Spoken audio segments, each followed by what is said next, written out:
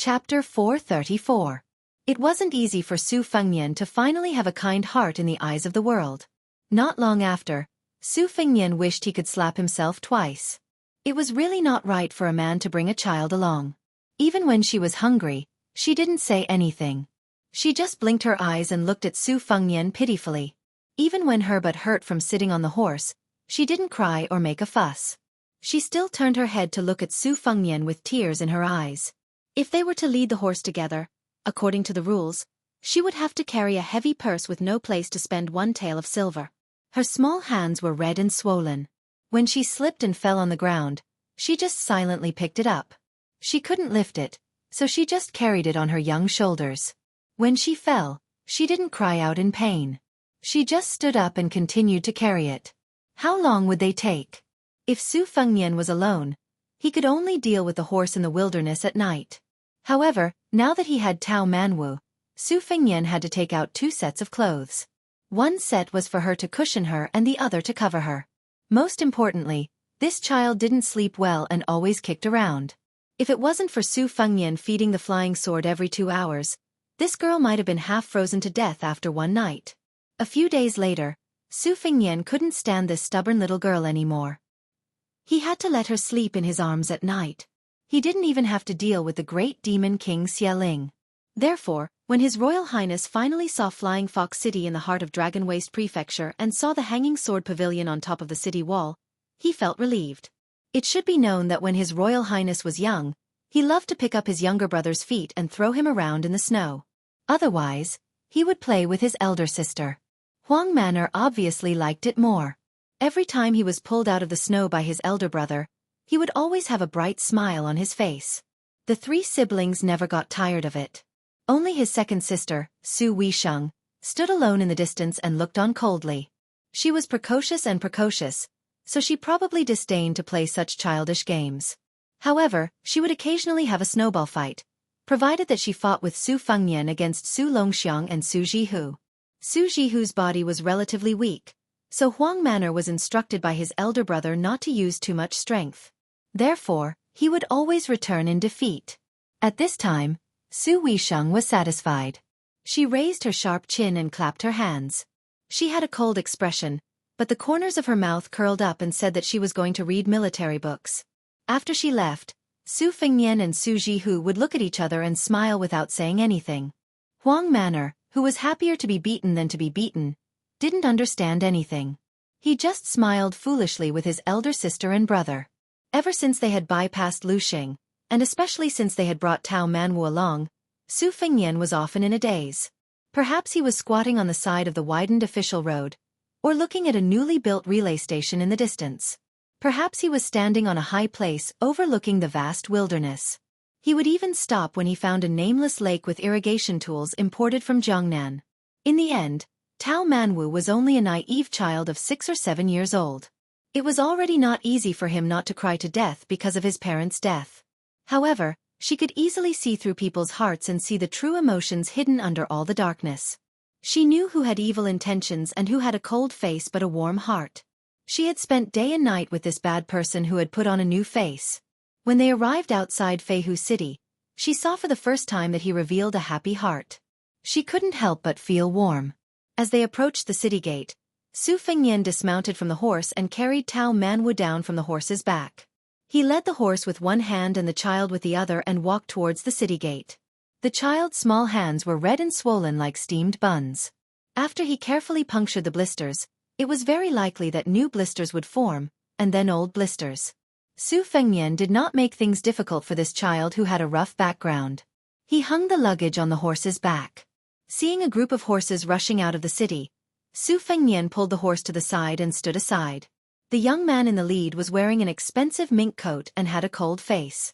The 6 family soldiers behind him were all wearing light armor and carrying broadswords. There was a quiver with arrows hanging on the horse's back. Su Fengnian saw that the arrows were slightly worn but did not affect their accuracy. He was neither a rich person nor a fancy person. Therefore, he thought highly of this son of the Beimang family of generals. The city gate guards who had been making things difficult for the common people immediately bowed and watched them leave with a smile. There was no ridicule or jealousy in their smiles, only awe. The sharp-eyed guards at the city gate had checked the travel permit for leaving the village. When they saw Su Fengnian's inferior horse that was not even worth mentioning, they lost their interest in plucking the feathers from the goose that passed by and generously let him pass. Passing through the dim and cool city gate, Su Fengnian subconsciously raised his head to look and smiled.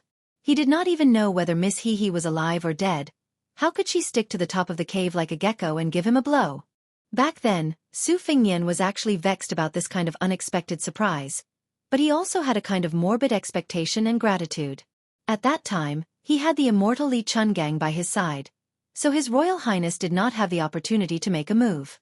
Only He, who had always regarded the top 10 experts in the world and the land immortals as nothing, stalking whoever she wanted to kill like gangrene attached to the bone. This was undoubtedly a spur to Su Fengnian. However, he still did not understand why she would still bear the fate disaster for him in the end if she had mercilessly tried to kill him in the reed marsh without the slightest bit of exaggeration. Passing through the city gate, Su Fengnian was full of self-mockery. Was it because he was too heartless that he could not understand the exquisite thoughts of those outstanding women? Take Sweet Potato of Wutong Garden for example. He only realized her identity as a death warrior after practicing his saber skills. He originally thought that she was just a plump koi fish in the Tidehark Lake, who would lose weight if she was not fed and would starve to death if she was not fed. The truth was that she had secretly blocked countless disasters for him, and her hands were stained with the red of rouge. Perhaps the moment before he slept on her lap, she had just killed a few moths that had snuck into the prince's mansion and crushed them like a wick. In the vast territory of the Beimang dynasty, there were many miracles of scholars entering the imperial court. After the unavoidable turmoil at the beginning, there were countless cases of nobles of the Beimang dynasty killing outsiders. There were even cases of hundreds of people being killed. However, as the Empress of Beimang passed down the laws to every corner of the empire, dozens of descendants of the Yelu and Murong clans were killed. Many high-ranking court officials were punished and demoted. She ruled the north with an iron fist as usual and comforted the south with a rare tenderness like an old cow licking its calf. That was how the current stable situation was created. The second generation of descendants of the Beimang dynasty began to consider themselves as citizens of Beimang and were deeply grateful to the wise and mighty empress. Chapter 435. Empress Murong once spent 2 years personally visiting every inch of land under her skirt. Everywhere she went, especially in those majestic cities and huge towns, there were countless people kneeling in front of her. After the late Emperor Li Yong unified the spring and autumn period and the new emperor ascended the throne, did he ever go to the old 8 kingdoms? Did he ever come to Baelyang? Su Fengnian put away his luggage in the room. All the important things were on him, so he didn't care if they were stolen or not. On the other hand, the little girl stayed next to the bag full of silver fragments and refused to eat. She had probably worked hard to carry it all the way and had developed feelings for it. If it disappeared, she would probably die of sadness. Su Fengnian didn't know whether to laugh or cry. He said, "Idiot, if it was stolen, wouldn't it be easier for you? Let's go eat. Your little stomach has been growling for a long time. It's not a ballad, so I don't want to hear it." The little girl Tao Manwu had a serious expression on her face that said, "If it's stolen, I won't be responsible." Su Fengnian laughed and joked, "Don't worry if it's really stolen, it's not your fault. However, I will use banknotes to exchange for silver fragments of the same weight for you to continue carrying." The little girl, who had always done things methodically, wanted to cry after she confirmed that this person, who wasn't too bad, wasn't joking. If Su Fengnian's heart softened just because of this, he would be underestimating His Royal Highness's coldness and heartlessness. He said 2 words. "Eat." Tao Manwu followed behind him and threatened timidly, "I won't sing ballads for you anymore." Su Fengnian didn't even turn his head. He said, "Okay, I was going to be merciful and give you a bowl of rice, but now I'll deduct half a bowl and you're not allowed to eat vegetables." Tao Manwu immediately said, "Then I won't sing for you tomorrow." Su Fengnian's mouth held a warm smile and his eyes were gentle, but he didn't say anything. The little girl suddenly became excited because even though she couldn't see his face, she knew that he was smiling. After sitting down, Su Fengnian ordered 2 bowls of rice with 1 meat dish and 3 vegetables. The little girl, Tao Manwu, had a very good upbringing. She didn't talk when eating or sleeping. At a young age, she had the demeanor of a virtuous lady. However, it was a pity that she wasn't a beauty. When she grew up, she would probably only have an average appearance. It was probably because she looked more like her father, Tao Chenji, and didn't inherit her mother's face shape. Even if a woman was graceful and virtuous, being praised for being beautiful on the inside, it was still a kind of helplessness and regret that she didn't have the beauty that would captivate the birds and beasts. The only meat dish on the table was a fish snake head. The cooking method was simple. After washing off the mud, cut open the fish's belly, put half a tail of pepper and 3 or 4 cloves of garlic into the fish's belly, and cook it with soybeans. Just before it was cooked, a few finger-sized radishes were added, and chopped green onions were sprinkled on top. Then, it was served on the table. There was a soup among the vegetarian dishes. A medicinal soup made from 5 types of tree branches. Su Fengnian could only recognize 4 types: mulberry tree branch, huai branch, willow branch, and peach branch. This table of dishes that nourished the stomach only cost 41, which could be considered a bargain. It should be known that 1,001 was only 1 tael of silver.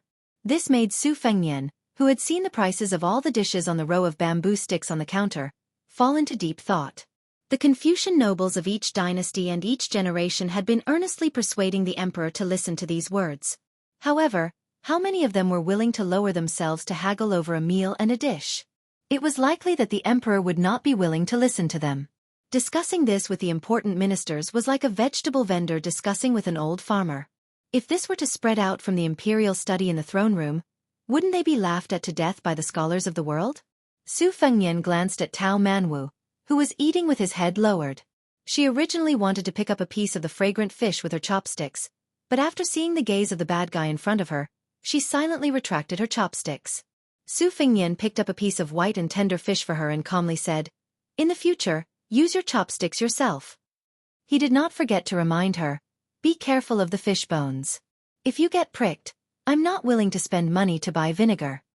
The little girl raised her head and smiled. Su Fengnian smiled and said, "Peach, can't you have a little backbone? You were bought over by a piece of fish with a chopstick?"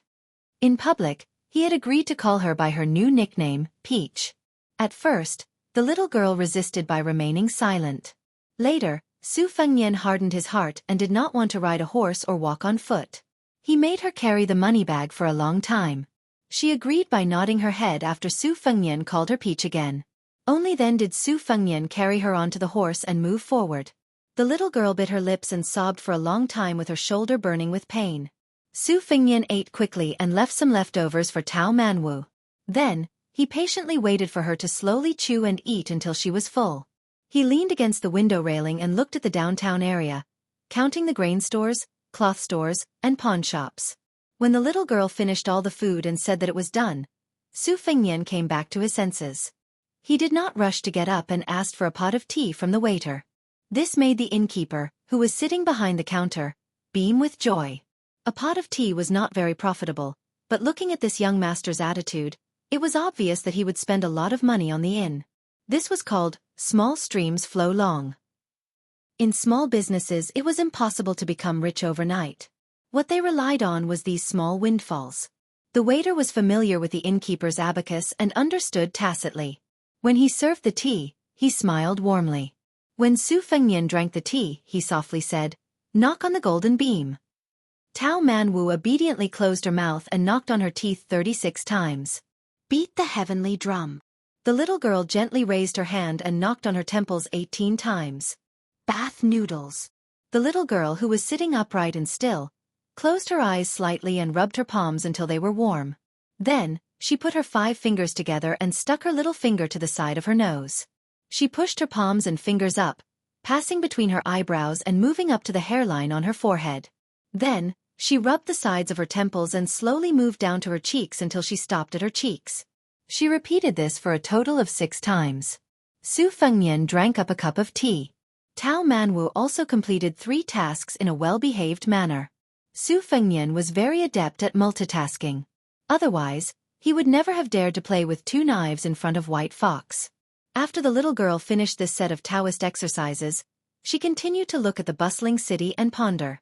In the Bailiang Palace, no matter how much bloody news came from the hidden life and death in Beimang, they could only see the cold numbers and words. How many cavalries did Beimang have, the distribution of the cities, and the status of the war horses? As for the most trivial details, Li Yishan, the Bailiang scholar, said that it was best for His Royal Highness to personally go to these things, This chief strategist of Baelyang who had imprisoned him for 20 years did not have a son. Although he did not say it, he did indeed treat His Royal Highness as his own flesh and blood. However, he still agreed with His Royal Highness to be exiled to Baymang. As elegant as Li Yishan was, he also gritted his teeth and cursed, saying that a gentleman would not stand on a collapsing wall and that Baelyang did not need a gentleman king of Baelyang in the future. It could be seen how serious his wariness towards Baymang was. Su Fengnian still clearly remembered that when he handed over the hand-drawn geographical map, Li Yishan, who never admitted to being his master, was silent. He, who was terminally ill and did not have many years left to live, said at the end to go get 2 jugs of wine. Today, he was going to drink with the scenery of the 3,000 miles of mountains and rivers. This was a man who had once cooked with Zhao Chongling using half of the country as food to go with wine. Chapter 436. Su Fengnian went to Luqing to kill people, but he came to Flying Fox City to look for someone. This was because Su Xiao wanted His Royal Highness to pass a message to that person. However, Flying Fox City might not be big, but it was definitely not small either. Su Fengnian was unfamiliar with the place and the people, so it was extremely difficult for him to find a needle in a haystack. The business of the restaurant was cold and cheerless. Su Fengnian caught a glimpse of the inn's waiter, who was probably tired of watching beautiful women coming and going outside the window, so he sat down at the next table and dozed off. He tilted his head and covered his face with a wet towel to cool down the heat. Su Fengnian was wondering if he should ask for another pot of tea so that he could ask questions. Unexpectedly, the fat innkeeper, who was observant, took the initiative to bring a new pot of tea over and sat down. He said with a smile, "You are a guest and it is fate that we meet. This pot of tea is a gift from me to young master. I don't want to pay for it. The tea leaves are pre-Ming Ming tea from the old southern tang. Usually, I am reluctant to drink it, so there are only 8 or 9 taels left. However, no matter how reluctant I am, it will give off a moldy smell if I put it down. Seeing that young master is so kind, would you like to have a drink with me?" Su Fengnian hurriedly smiled and said some polite words of gratitude. Although Tao Manwu was a little girl with a good family background, she was not lacking in etiquette. Without Su Fengnian saying anything, she obediently and cleverly got up and moved a bench for the shopkeeper. The shopkeeper felt more and more comfortable. After sitting down, he poured 3 cups of tea and did not forget to give a share to the sensible girl. Tao Manwu looked at Su Fengnian cautiously. After seeing him nod, she held the cup and tasted the tea carefully. Looking at her skillful posture, the shopkeeper knew that this pair of big and small were not just common people who regarded drinking tea as a vassal of culture. They were probably scholars who went out to visit relatives in Longyao province or went out to study with their relatives. Doing business also paid attention to casting a long line to catch a big fish. The shopkeeper knew this very well. The reason why the inn could be half dead was that it was supported by those regular customers who were not short of money but cared about their reputation. Otherwise, his whole family would have been starved to death long ago. Flying Fox City did not have many things, but there were a lot of hoodlums. Every family who opened their doors to make money had to bite off a piece of meat. It was not painful, but small businesses could not withstand 6 or 7 forces coming to cut off their meat and pluck their hair every month. These troublesome little devils who flaunted their prowess behind the King of Hells but did not remember good things and did not care about kindness. If one did not serve them well, they would make a scene and cause trouble.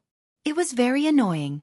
If one were to go to court, the god of fortune had said that peace would bring wealth. Who would have the courage and financial resources to deal with the cold-faced but cold-hearted officials? In the past, there used to be a restaurant owned by a foreigner on the street next door. It made a lot of money every day because it had a backer. It was said that the backer was the brother-in-law or nephew of the concubine of a 6th-grade guerrilla warfare general at the border. The business was so good, but the man was unwilling to take out more than a dozen taels of silver to show filial piety. Later, dozens of hoodlums squatted at the door every day. How could any customers come? The restaurant owner was young and impetuous.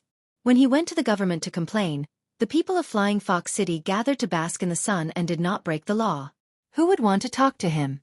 Later, he moved out of the city with his family and was beaten up by a group of masked men who put a sack over his head. The shopkeeper took a sip of tea and asked with a smile, "Judging from your accent, you're not a local, are you?" Su Fengnian nodded and said, "I'm from Gusai State. I told my family that I was on a study trip, but in fact, I'm just looking for an opportunity to see the world. Coincidentally, I don't have any elders to nag at. When I heard about Flying Fox City, I secretly came here. The shopkeeper showed a knowing smile that all men understood. He was probably amused by the customer's frankness. He said, "Ha, you're a man of character. Not bad, not bad. There are 4 strange things happening in our Flying Fox City, and one of them is that the bitch Flying Fox is very loyal to her friends. Her words are very crude, but they are the truth. If young master wants to go, I can recommend a few brothels. Jiangbo Brothel is undoubtedly the most famous one. You can easily get 100 taels of gold and silver for a night. The high officials and dignitaries of Longyao province all like to drink there. If they run into trouble and can't find a way out from the government, they are used to waiting there. In my opinion, the big brothels in Jiaqing's Bottle Alley are more affordable. The women there are beautiful, and they are proficient in zither, chess, calligraphy, and painting.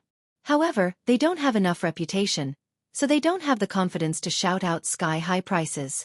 Many young girls, as long as they have good lyrics and songs, and have scholars to help them promote, they might become popular people in Feng Feng Brothel in a few years.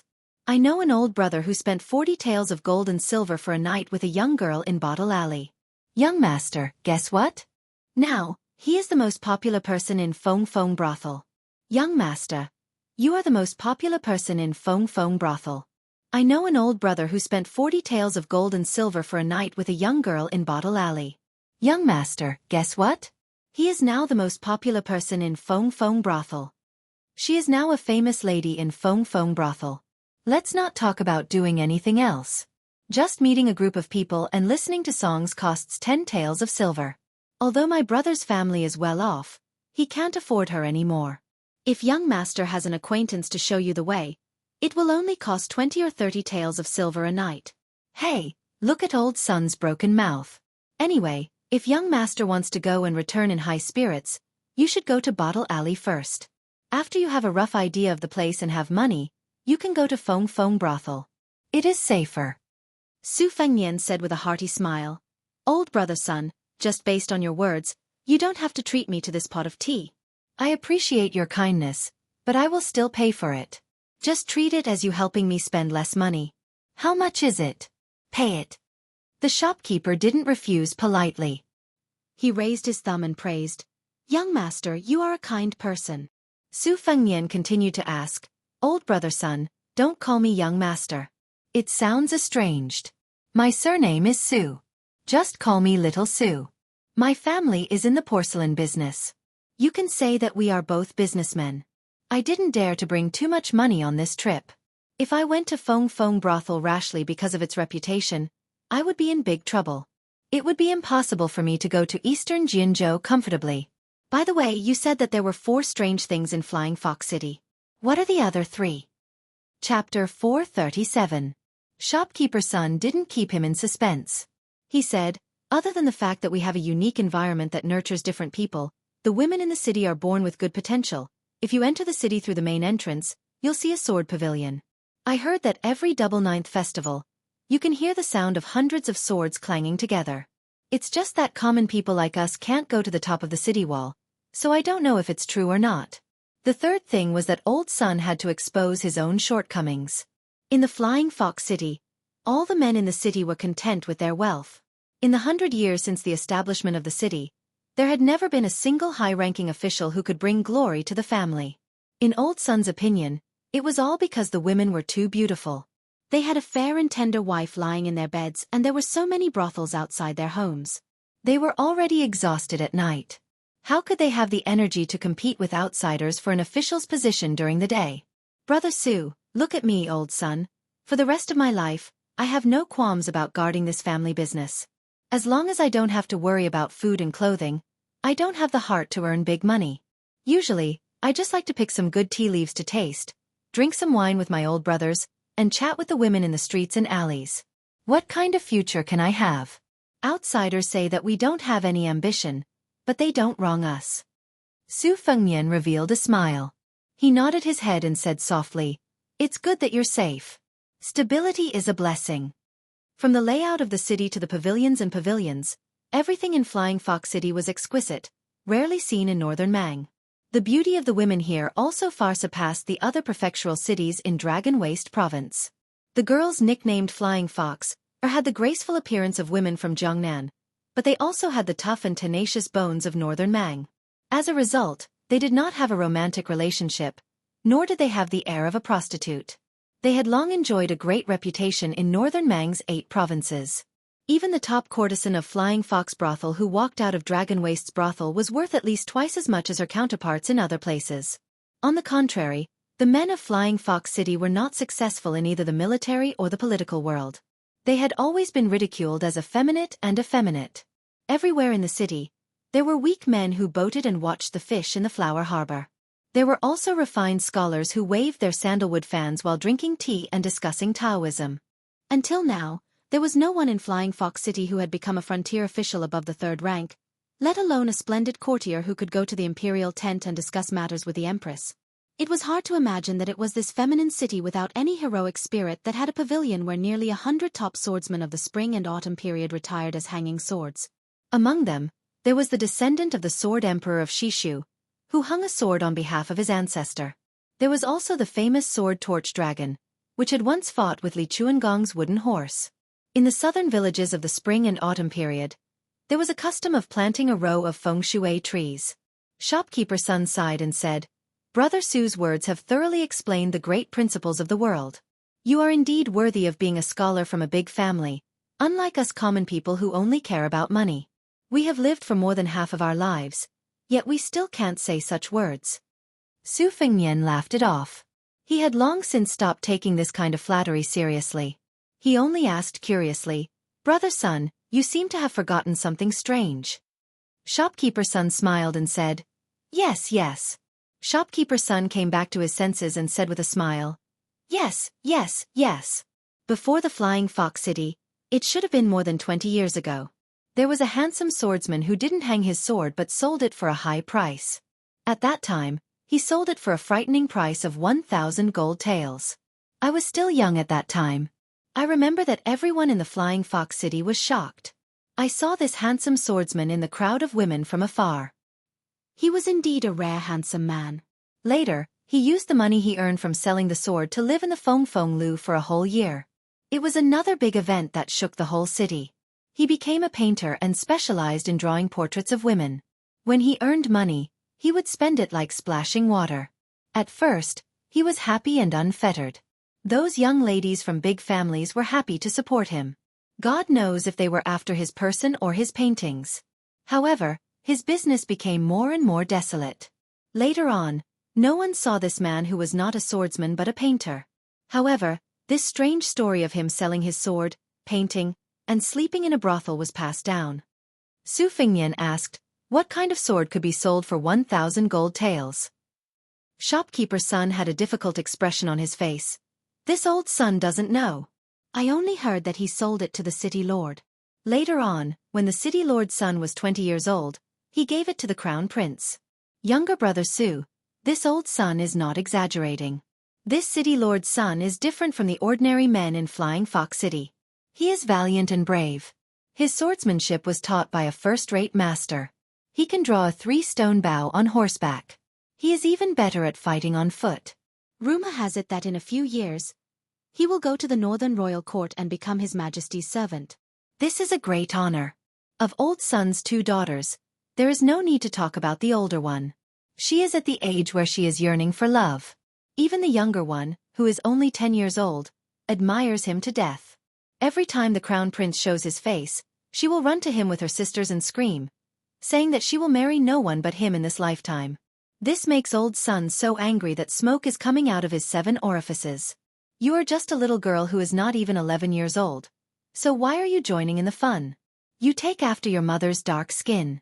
In the future, when your face and figure grow up, even if a girl changes 18 times between childhood and womanhood, she will still be delicate. Younger brother Su, don't you think so? As soon as I scolded her, she, Jejia, and that old daughter-in-law of mine, an old woman with yellow pearls, also blindly kicked up a fuss. Together, they turned their elbows to the outsider and joined forces to sulk at me. The 3 of them ignored me for several days. This old man sighed from the bottom of his heart. How sad and miserable it was. Su Fengnian didn't agree. Instead, he looked straight ahead and drank his tea. Smiling, he said to shopkeeper's son, Older brother son, I think that niece is not conspicuous right now, but in the future, she will be beautiful and elegant. Moreover, that crown prince looks like a shrewd and not shallow man. The affairs of the world are hard to predict. Who knows if my niece, who I have never met before, will have a good marriage made in heaven. Shopkeeper's son was puzzled. But when he saw younger brother Su's cryptic look, he immediately came to his senses. Nodding his head, he said, "That's right, that's right. Old son's daughter, don't look at how I always say bad things about her. In fact, as her father, I feel very distressed for her. In the future, I don't dare say that I want that crown prince as my son-in-law, but at the very least, he must not lose to a man with an indomitable spirit like him. Only then can he enter my house. Otherwise, I will chase him out with a broom. How can I let him go?" Behind shopkeeper's son stood a little girl who was about 10 years old. Originally, she was already fuming with anger, but after hearing the last sentence, her dark and gloomy face turned bright and radiant. Sweetly calling out to her father, she sat on shopkeeper's son's lap. With a smile on her face, she said, "Father, tonight I will let mother make your favorite dongling meat." Having narrowly escaped death, shopkeeper's son wiped the cold sweat off his forehead. With one hand he patted his little daughter's head and said, "Good girl." Then, he quietly gave Su Fengnian a thumbs up. He was so grateful that he felt that he shouldn't take the money for this pot of tea anymore. Su Fengnian softly smiled and said, "You are my niece, right? You really look like water vapor. When you grow up, you will certainly be a great beauty that can overshadow the moon and shame the flowers." The little girl gave a heavy sound, and then happily said, "Unfortunately, you are too old, and your looks are not as good as Crown Prince Tontai's. I don't like you." Su Fengnian was speechless. His Royal Highness was pierced by thousands of arrows. It's a little late. There is one more chapter before midnight. Chapter 438. His Royal Highness naturally had no affinity with being handsome. His pair of red phoenix eyes, which added a feminine touch to his appearance, allowed him to walk in Flying Fox City. Even if he wore a saber, he would still be able to match the temperament of the city. However, this was the first time in his life that he had been called old by a little girl, and he still didn't know whether to laugh or cry. Shopkeeper's son laughed heartily as he tried to smooth things over. He said twice, "Don't take offense, little brother." The little girl was probably most afraid of being treated like a child, so he gently added another jab, saying that he wasn't good-looking. A warm, sunny afternoon passed by in the time it took to drink a few cups of tea. Fatty's son was a talkative person, born and raised in Flying Fox City, so he was very familiar with the local customs of his hometown. He was also not a frog at the bottom of a well, who cherished his own things to the point of deformity. He was happy to ridicule others and laugh at himself. Regarding the anecdotes of famous people in the city, as well as the embarrassing things that happened behind closed doors, he told them everything while eating a plate of salted peanuts.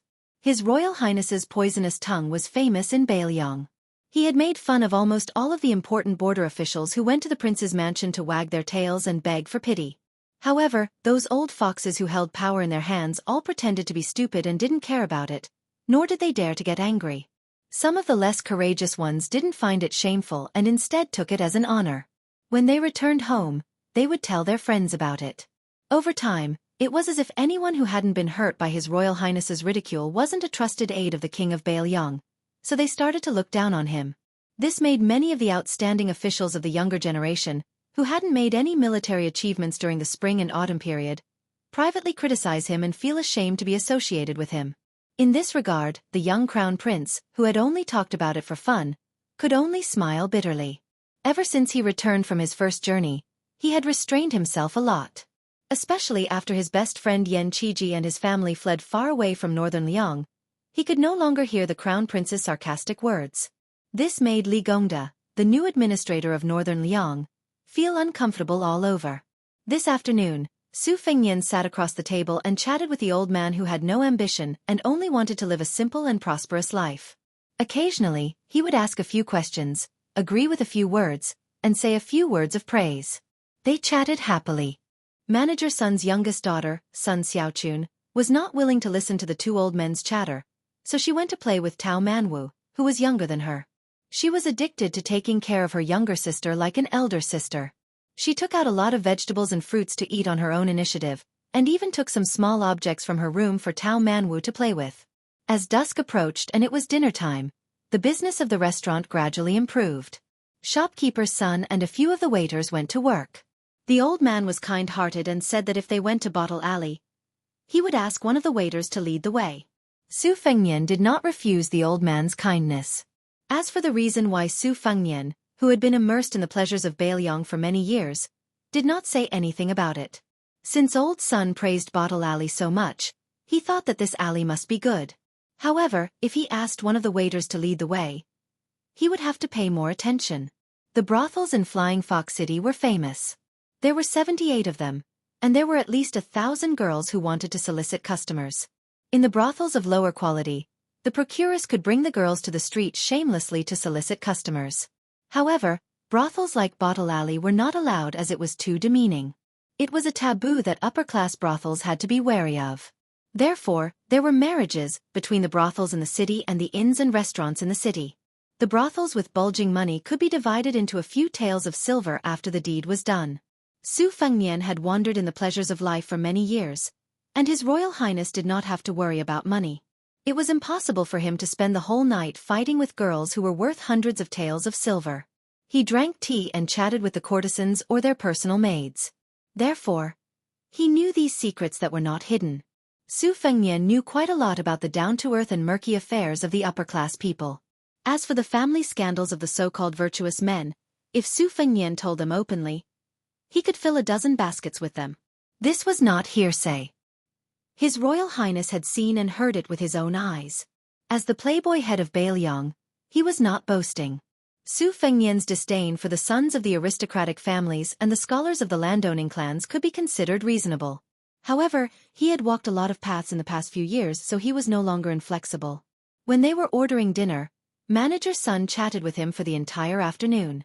In the end, he did not even accept the money for his tea. Su Fengnian thought about it and ordered a few more expensive meat dishes. At noon, he ordered 1 meat dish and 3 vegetables dish, leaving only the delicious 5-sprout soup. In the afternoon, he specifically asked about the 4 sprouts of mulberry pagoda and willow peach tree. Only then did he know that it was the unknown fox tree. Flying Fox City got its name from this tree. Every summer, the flowers would be as large as snow, and the fragrance of the flowers would fill the streets and alleys of the city. After the meal was improved, Tao Manwu ate happily. However, the little girl was shy and did not have the nerve to ask for another bowl of rice. It was probably because Manager's son had talked to a young waiter. After all, it was human nature to think about sex when one was full and warm. When he saw that Su Fengnian's table was almost done eating, he ran over to greet him. From the looks of it, he was going to take him to Bottle Alley. Moreover, the waiter seemed to be even more excited than a certain person who had spent money to buy sex. Su Fengnian did not want to disappoint him. Using the vulgar words from Wenhua's hometown, a young fellow's buttocks were as hot as pancakes.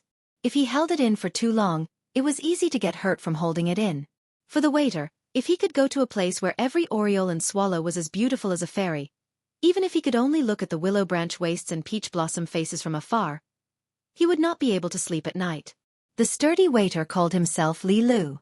He was the 6th child in his family, so Su Fengnian could just call him Lil Lu. When Li Lu saw that Su Fengnian actually wanted to take the little girl next to him to visit a brothel, he felt that it was inconceivable. However, he did not say anything. A horse would not get fat if it did not feed at night. As long as he could bring an unexpected fortune to the inn, the manager would be happy. Not to mention a raise in salary, but a reward of meat dishes would also be a good thing. Furthermore, the fairies there were all extremely beautiful. Even their walk was beautiful. There was no justice in this world. Every time they swayed, their buttocks became even rounder, and their breasts became even more spectacular. It was enough to shake his soul away. Otherwise, how could they be so powerful? They were just like the fox demons that the storyteller had described. Li Lu did not mention this to anyone, afraid that he would be called ignorant. Chapter 439. The Bottle Alley in Jiaqing was located in the northeast corner of Flying Fox City, not too far from the inn. Before they reached the Bottle Alley, they passed by a street full of brothels. Many beautiful girls and pimps were trying to attract customers. Li Lu was basking in Su Fengnian's glory. Although His Royal Highness was handsome, Xu Xiu's personal taste dictated that other than the image of a boorish man, The rest of his face was that of a delicate scholar. Compared to His Royal Highness, his handsome face was much less feminine, but it was still quite outstanding.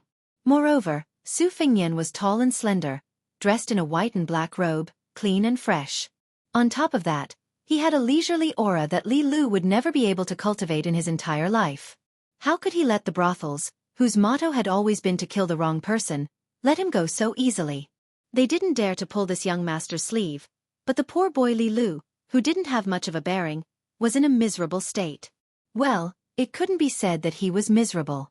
Li Lu's face was flushed red as he was pushed and shoved by the middle-aged brothel keeper and the young girls. It was inevitable that his arms would rub against that heavy and soft bulge, and he enjoyed it. In his heart, he wished that young Master Su would walk a little slower, a little slower. Of course, the bottle alley would not be opened here to compete with the common girls. There was a row of secluded houses and courtyards by the Jiaqing Lake, which made the bottle alley seem even more unsullied. The three of them finally walked past the thick and powdery flowers. While young Master Su was walking on the blue stone path by the lake, Li Lu secretly raised his arm and sniffed. It was so fragrant. His mind was filled with the smiling faces and voices of the girls. Li Lu knew that they were not from a decent family, but he could not help but think about it again and again. He thought that if his future wife could be as beautiful as them, his life would be worth it. Li Lu noticed that the little girl held by young Master Su had turned her head to look at him. Li Lu, who was too ashamed to show his face, could only smile awkwardly. The little girl made a playful gesture of wiping her cheeks. She was as white as snow in spring. Extremely cute. Li Lu felt inferior and reserved in front of young Master Su, but he could not lose his momentum in front of the little girl. Li Lu opened his mouth and nose with his fingers and returned a pig's head emoji. Su Fengnian turned his head slightly and saw the big and small war. He smiled knowingly and did not disturb them. On the way here, Li Lu told him that the private residences by the Jiaqing Lake were all private residences other than those of the officials in Flying Fox City. The young man could not say the simple and comprehensive idiom of hiding a mistress in a golden house, but that was the general meaning. Su Fengnian was not surprised. There were similar residences in several provincial cities in Beiliang, where they kept their concubines and mistresses. From time to time, they would go for a walk and use gold and silver jewelry to feed these canaries with tricky appetites. The neighbors were all rich colleagues, so they would visit the residences to compare the beauty of the new concubines and chat about everything. The fact that the bottle alley could be built here in the midst of chaos showed that it had a powerful background. Su Fengnian had 600 or 700 taels of silver notes on him, but he had to lock up the golden chamber for the sake of the yellow court. Of course, he was not here to seek pleasure. He was curious about the famous sword that could be sold for 1,000 taels of gold. To be honest, the king of Jing En and Miss Hehe had bought his life for 1,000 taels of gold. That night, when Su Xiao talked about this person, he showed a rare look of guilt. The words he wanted to say were also quite heavy. Su Fengnian knew about this person. He used to be a general who stood shoulder to shoulder with Chen Jibao in the Beiliang army. During the spring and autumn period, he had made outstanding military achievements. Similar to his aunt Zhao Yuzhu, who covered her face with armor, he wore a green jade mask and never showed his true face to others. Apart from his strange ways of leading troops, this man, whom His Royal Highness had to address as uncle, was also a peerless swordsman. In the Beiliang army, where there were many talents, he was second only to the princess consort whom the 30 steel cavalrymen admired. This old man Li even casually mentioned that this young man's swordsmanship was blunt but not blunt. He was the most talented person that this old man Li had ever seen in his life.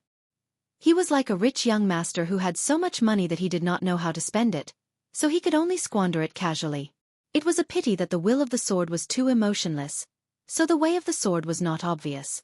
In Su Fengnian's opinion, only a swordsman who could be evaluated by the sword god Li Chungang in such a way was qualified to call himself a romantic. Since the Hanging Sword Pavilion was not open to outsiders, he had to start by selling swords for 1,000 taels of gold.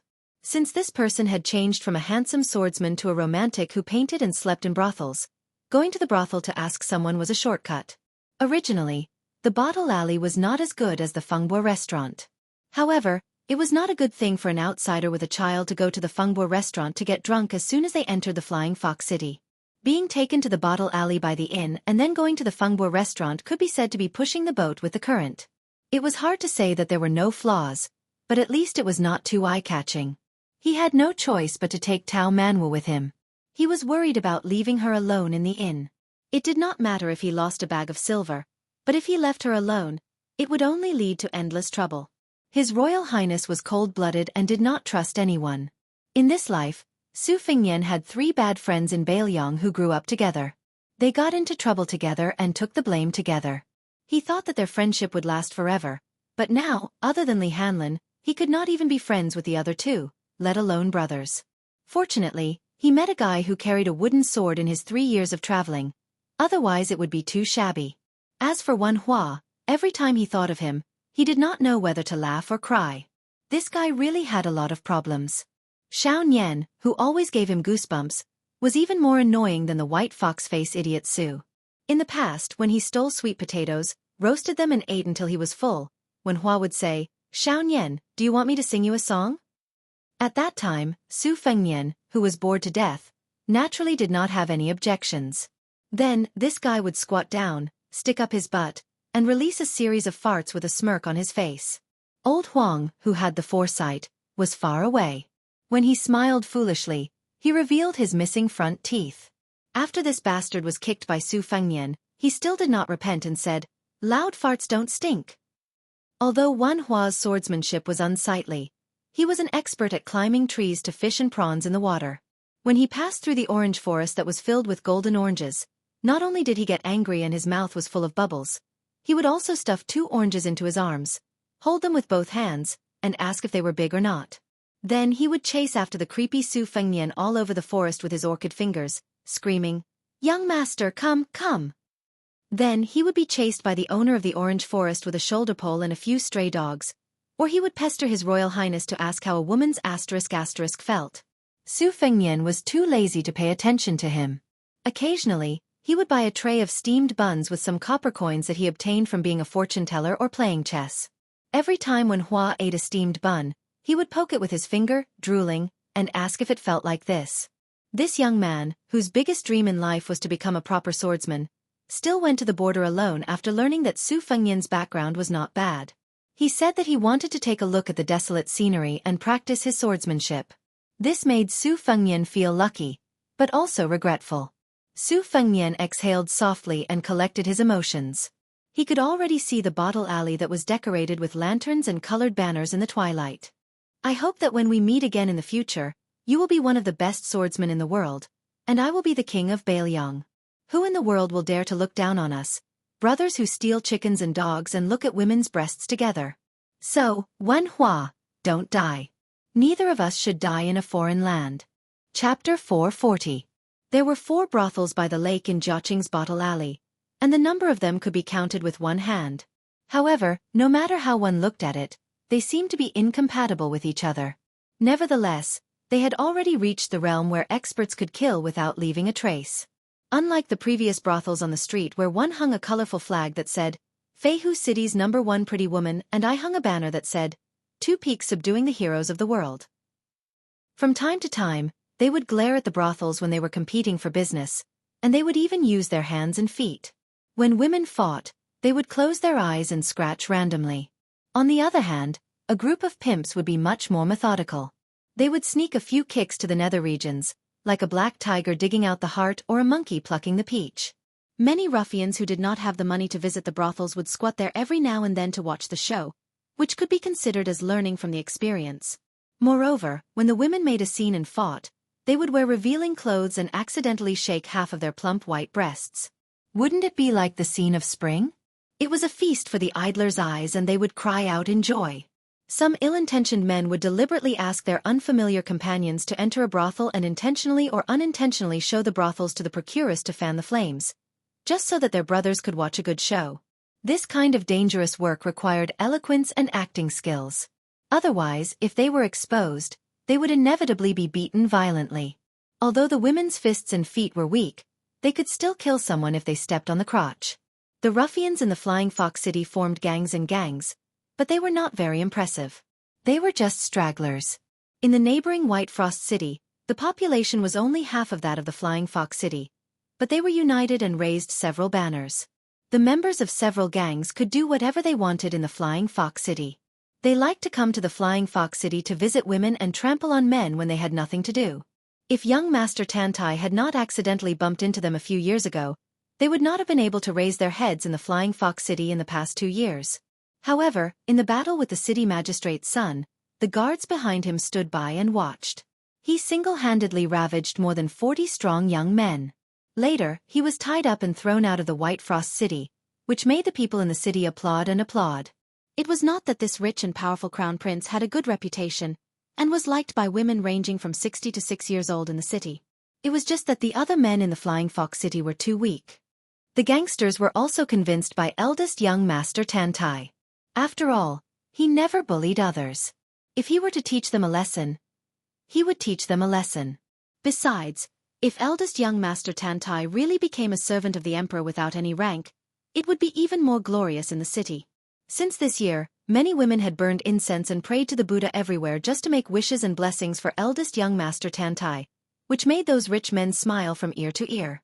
There were 2 brothels on the left and right sides of Bottle Alley, and there were no women coming out to welcome the guests.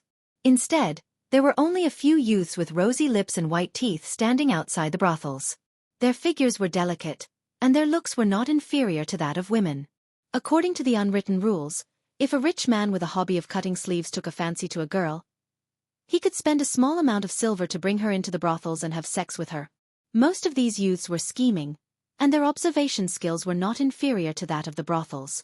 They were especially good at flattering people, and secretly competed with each other to see who had slept with the most girls in the brothels.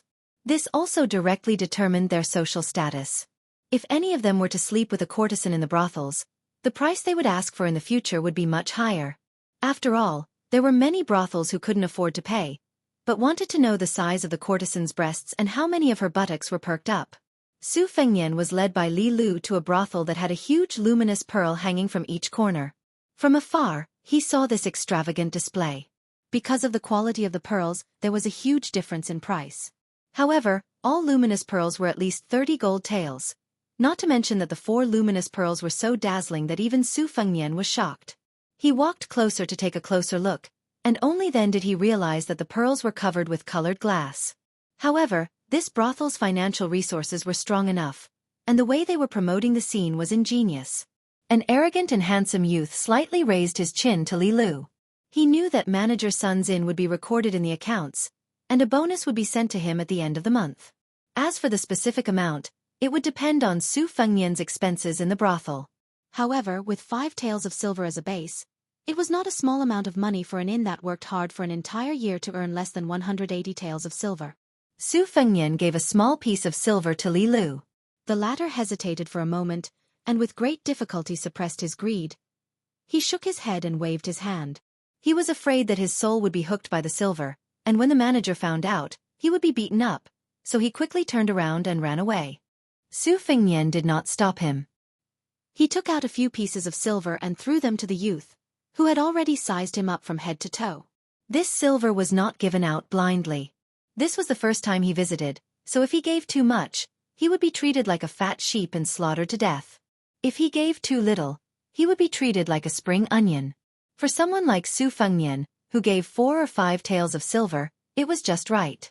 If it was someone who was familiar with him and knew him well, he would give them a reward based on his wallet and temperament. For someone like Li Hanlin, who was used to spending a lot of money, if he was in a good mood, he would stuff a few hundred taels of silver into the chest of the procuress who came out personally. No one would dare to treat him like a fool. If he was in a bad mood, he would be merciful even if he did not slap the procuress's face. In the past, Li Hanlin always complained that his father's position was too low, and he did not go out in a dignified manner.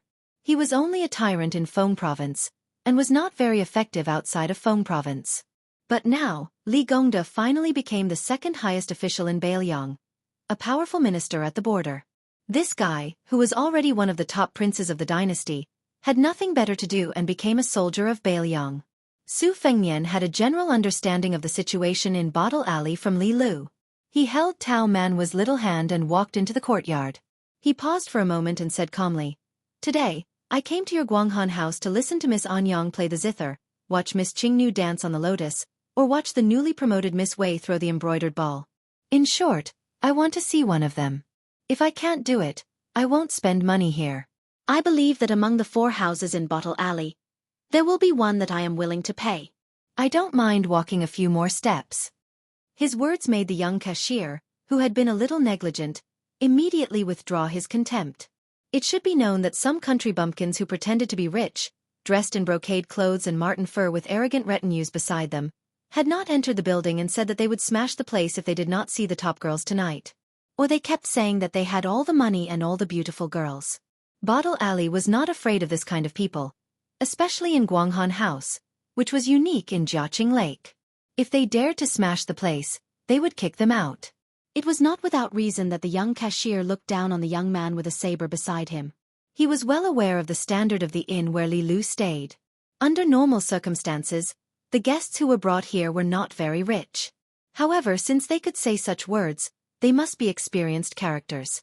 As long as it was a well-known brothel, the top girls would mostly be favored by the officials or the sons of the rich, or they would have acquaintances who they could not afford to mistreat. This had nothing to do with the status of the top courtesans and how much they put on airs. Everything was based on first come, first served. An outsider, a stranger, wanted to put all the shark's fin and bird's nest into his bowl. Did he think that he was the son of the 8 states governor or the grandson of the 12 great generals of Beimang? This was called being immature and not being particular. Generally speaking, brothels did not like such inconsiderate guests. If it was the Fengbo brothel, which was well known throughout Beimang, they would always chase away such impulsive guests without saying anything. The Fengbo brothel did not care about making less money, but the Guanghan brothel did not have such confidence. The young man weighed his options and said in an uncertain tone, "To be honest with you, young master, Miss Anyang may not be free tonight. Miss Qingnu and Miss Wei are also not sure. I have to help you ask before I can give you a definite answer. I hope you can understand. These 3 are the most outstanding sisters of our Guanghan brothel. Even if I work here, I may not be able to see one of them every day." Su Fengnian knew that there was hope. He nodded with a smile and said, "The 4 luminous pearls of the Guanghan brothel can be sold for 134 gold ingots. Of course, business is not bad. If I can see any of the ladies, I will be satisfied." Young master, you are reasonable. Chapter 441. The young man pursed his lips and smiled. Intentionally or unintentionally, he moved closer to the young master with the saber. After being gently avoided, the young man felt a bit regretful. It seemed that the young master did not know the pleasure of the bed, but the young man did not care too much about it. As for why the elegant gentleman with a saber would bring a little girl to visit the brothel, he had seen too many unimaginable strange things, so he was too lazy to think about it. In the brothel, there were many dirty things and jokes. For example, some young masters did not like beautiful women, but instead fell in love with those old and fat women. Or some frightening burly men who liked to be whipped by the girls and dripped candles on them. There were even rich merchants who brought along their wives who dressed up as men to play with 1 dragon and 2 phoenixes. It was a bizarre and variegated life. How could he, a young man who sold his skin at a young age, understand clearly? He was already too busy earning money and building connections, so why would he think about these trivial things? Su Fengnian lowered his head and looked at Tao Manwu. The little girl had the demeanor of a great general. As expected of Tao Qianji's daughter, her face was calm and tranquil. However, Su Fengnian knew that her palms were sweaty, so he said to the young man, "Enter through the side door." The young man knew that some people would be reserved when visiting a brothel. He wanted to explain that the Guanghan brothel was elegant and quiet. Even if you walked in from the front door, you would not see many faces. However, seeing the firm eyes of the young master with the saber, he did not insist on such details. In addition to the 4-story main building, there were 2 separate courtyards, which were occupied by the top courtesans of the brothel. Su Fengnian went up to the 2nd floor and looked through the window. There was a courtyard behind the building that was brightly lit. Many nobles and scholars in brocade robes were sitting on the ground. The sound of the zither lingered in the air. A plump woman with an icicle face was playing the zither leisurely. She was wearing a small-sleeved long skirt and beautiful gold embroidery. Sitting next to her was a rough warrior with a marten tail. He sat cross-legged and wore a pair of black leather boots. It was obvious that he was arrogant. He was dressed like the scholars of the Liang dynasty, and enjoyed the music with his eyes closed. Only the rough warrior's eyes were fixed on the fair chest of the courtesan who was playing the zither. Every time she touched it, It would cause a ripple and the man's eyes would become hotter. When they arrived at an elegant tea room, the young man slightly bowed his head and said goodbye. I will go and report to the nanny. Please wait a moment. After he left, Tao Manwu asked carefully, Is it sister? Su Fengnian smiled and nodded. Not long after, the young man walked into the tea room with a charming woman in light makeup. She carried a jar of yellow wine sealed in mud and said with a smile, Yunzi left in a hurry just now and didn't pour tea for you. It was out of kindness that I wanted you to meet a girl you like as soon as possible. Please don't take offense. My name is Xi and I brought you a jar of our Flying Fox City's 3 flavors old yellow wine as an apology on behalf of Yunzi. Yunzi, warm the wine for you. I will go and inform Miss Wei. If Chao is free, I will come and invite you again. The young man had just taken the yellow wine when the sound of hurried footsteps came from the door. The young man who was called Yunzi was flustered, but the woman who called herself Xi was much calmer. She looked at the door and saw a group of people rushing into the tea room aggressively. There were 2 strong trainers who worked as hired thugs for the brothel and a beautiful young man who was more beautiful than Yunzi. The leader of the group was a woman wearing a pair of soft-soled brocade hooked boots that were popular in the Old West Shoe Palace. Her long sleeves trailed on the ground. The handsome young man bowed and bent his knees as he trotted over. Looking at her aura and attire, although the woman Xi had some status in the brothel, she was far inferior to the woman who was wearing heavy makeup. Sure enough, the woman who had practiced fiery golden eyes only glanced at the young master with the saber and completely lost her scruples. She stretched out her index finger and pointed at Xi. She sneered and said, You Xi, do you know the rules of the Guanghan Tower? How dare you privately take in a guest? Miss Anyang's courtyard has no seats. You dare to skip Miss Qing's courtyard and directly send her to Wei Qingwan's embroidered ball pavilion? Xi, who gave you the courage? Xi was worried and worried. She forced a smile and said, Sister Cui, I just saw that Miss Qing's courtyard was crowded, so I didn't want to disturb you. The woman let out a long and sinister, oh. She stared at Xi for a while and smiled. It doesn't matter, it doesn't matter. I've been friends with Xi for so many years and I know that she's always reliable. It must be this damned Yunzi who acted on her own initiative. Men, drag her out and beat her with 20 sticks. According to the rules, don't miss 1 stick, but also don't miss 1 stick.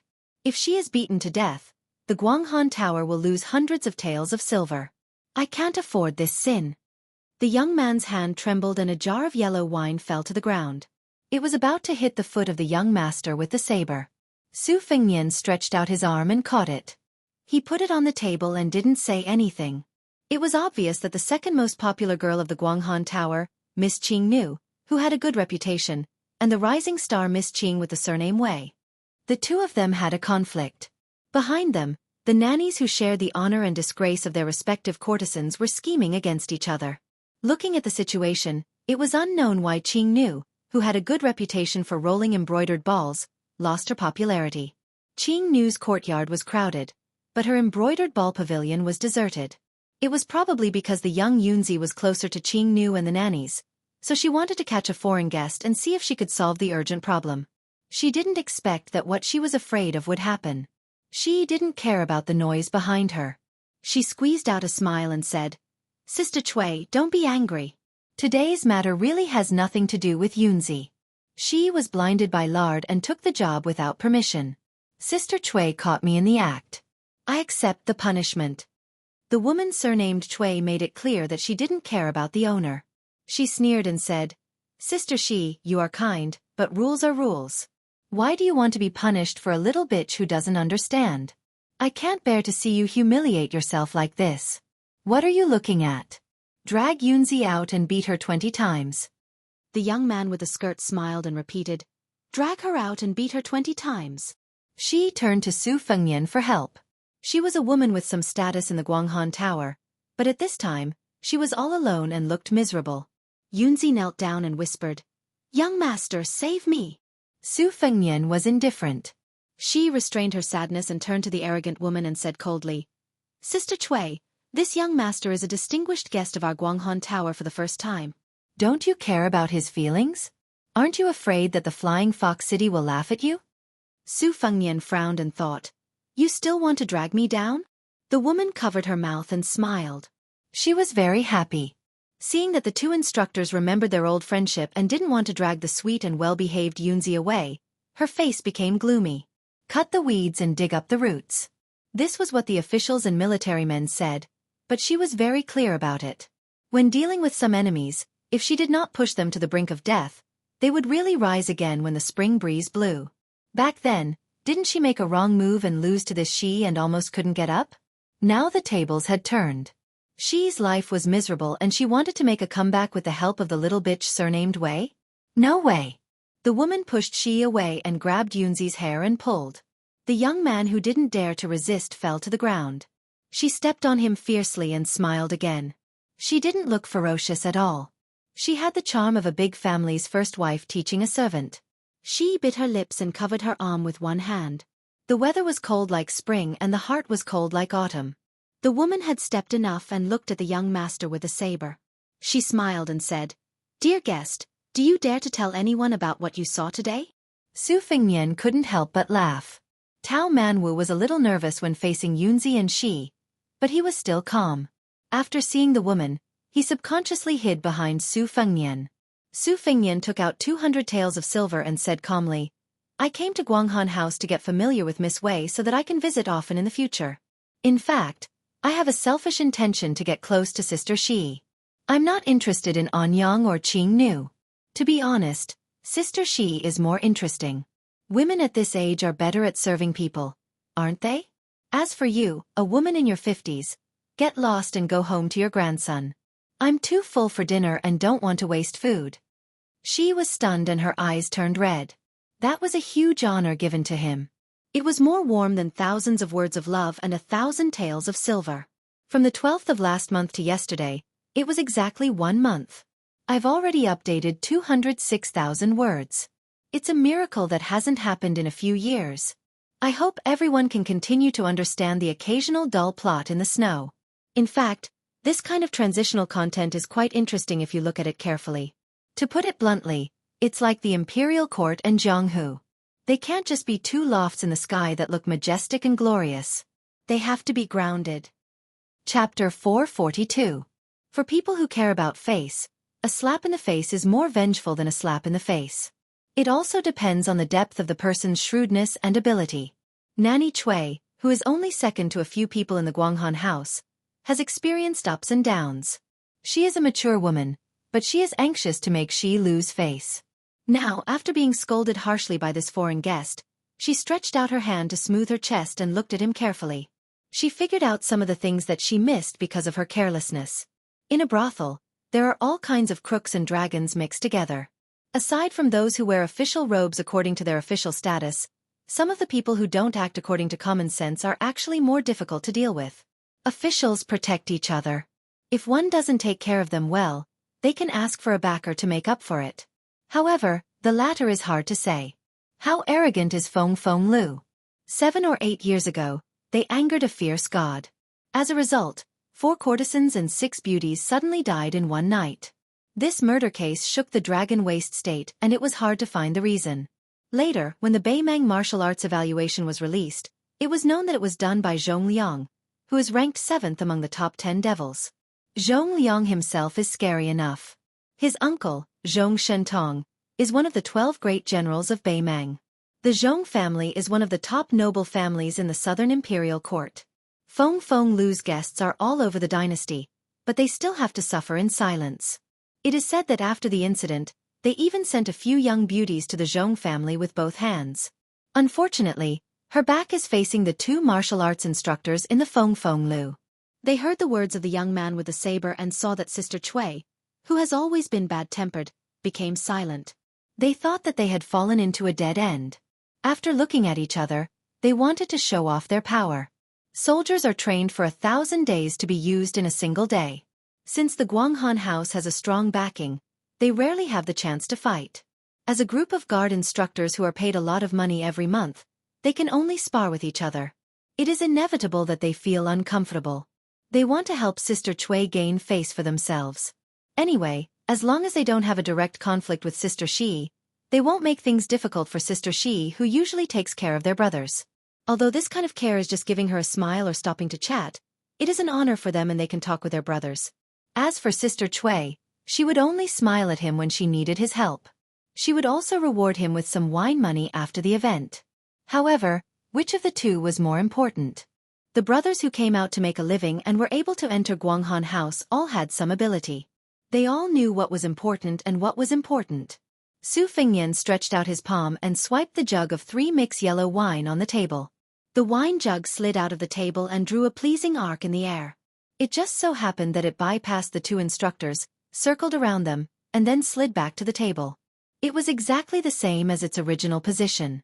This was a technique similar to drawing a circle around the ground, which included Chui Mama, Shi Jejie, Yunzi, as well as him and Tao Manwu.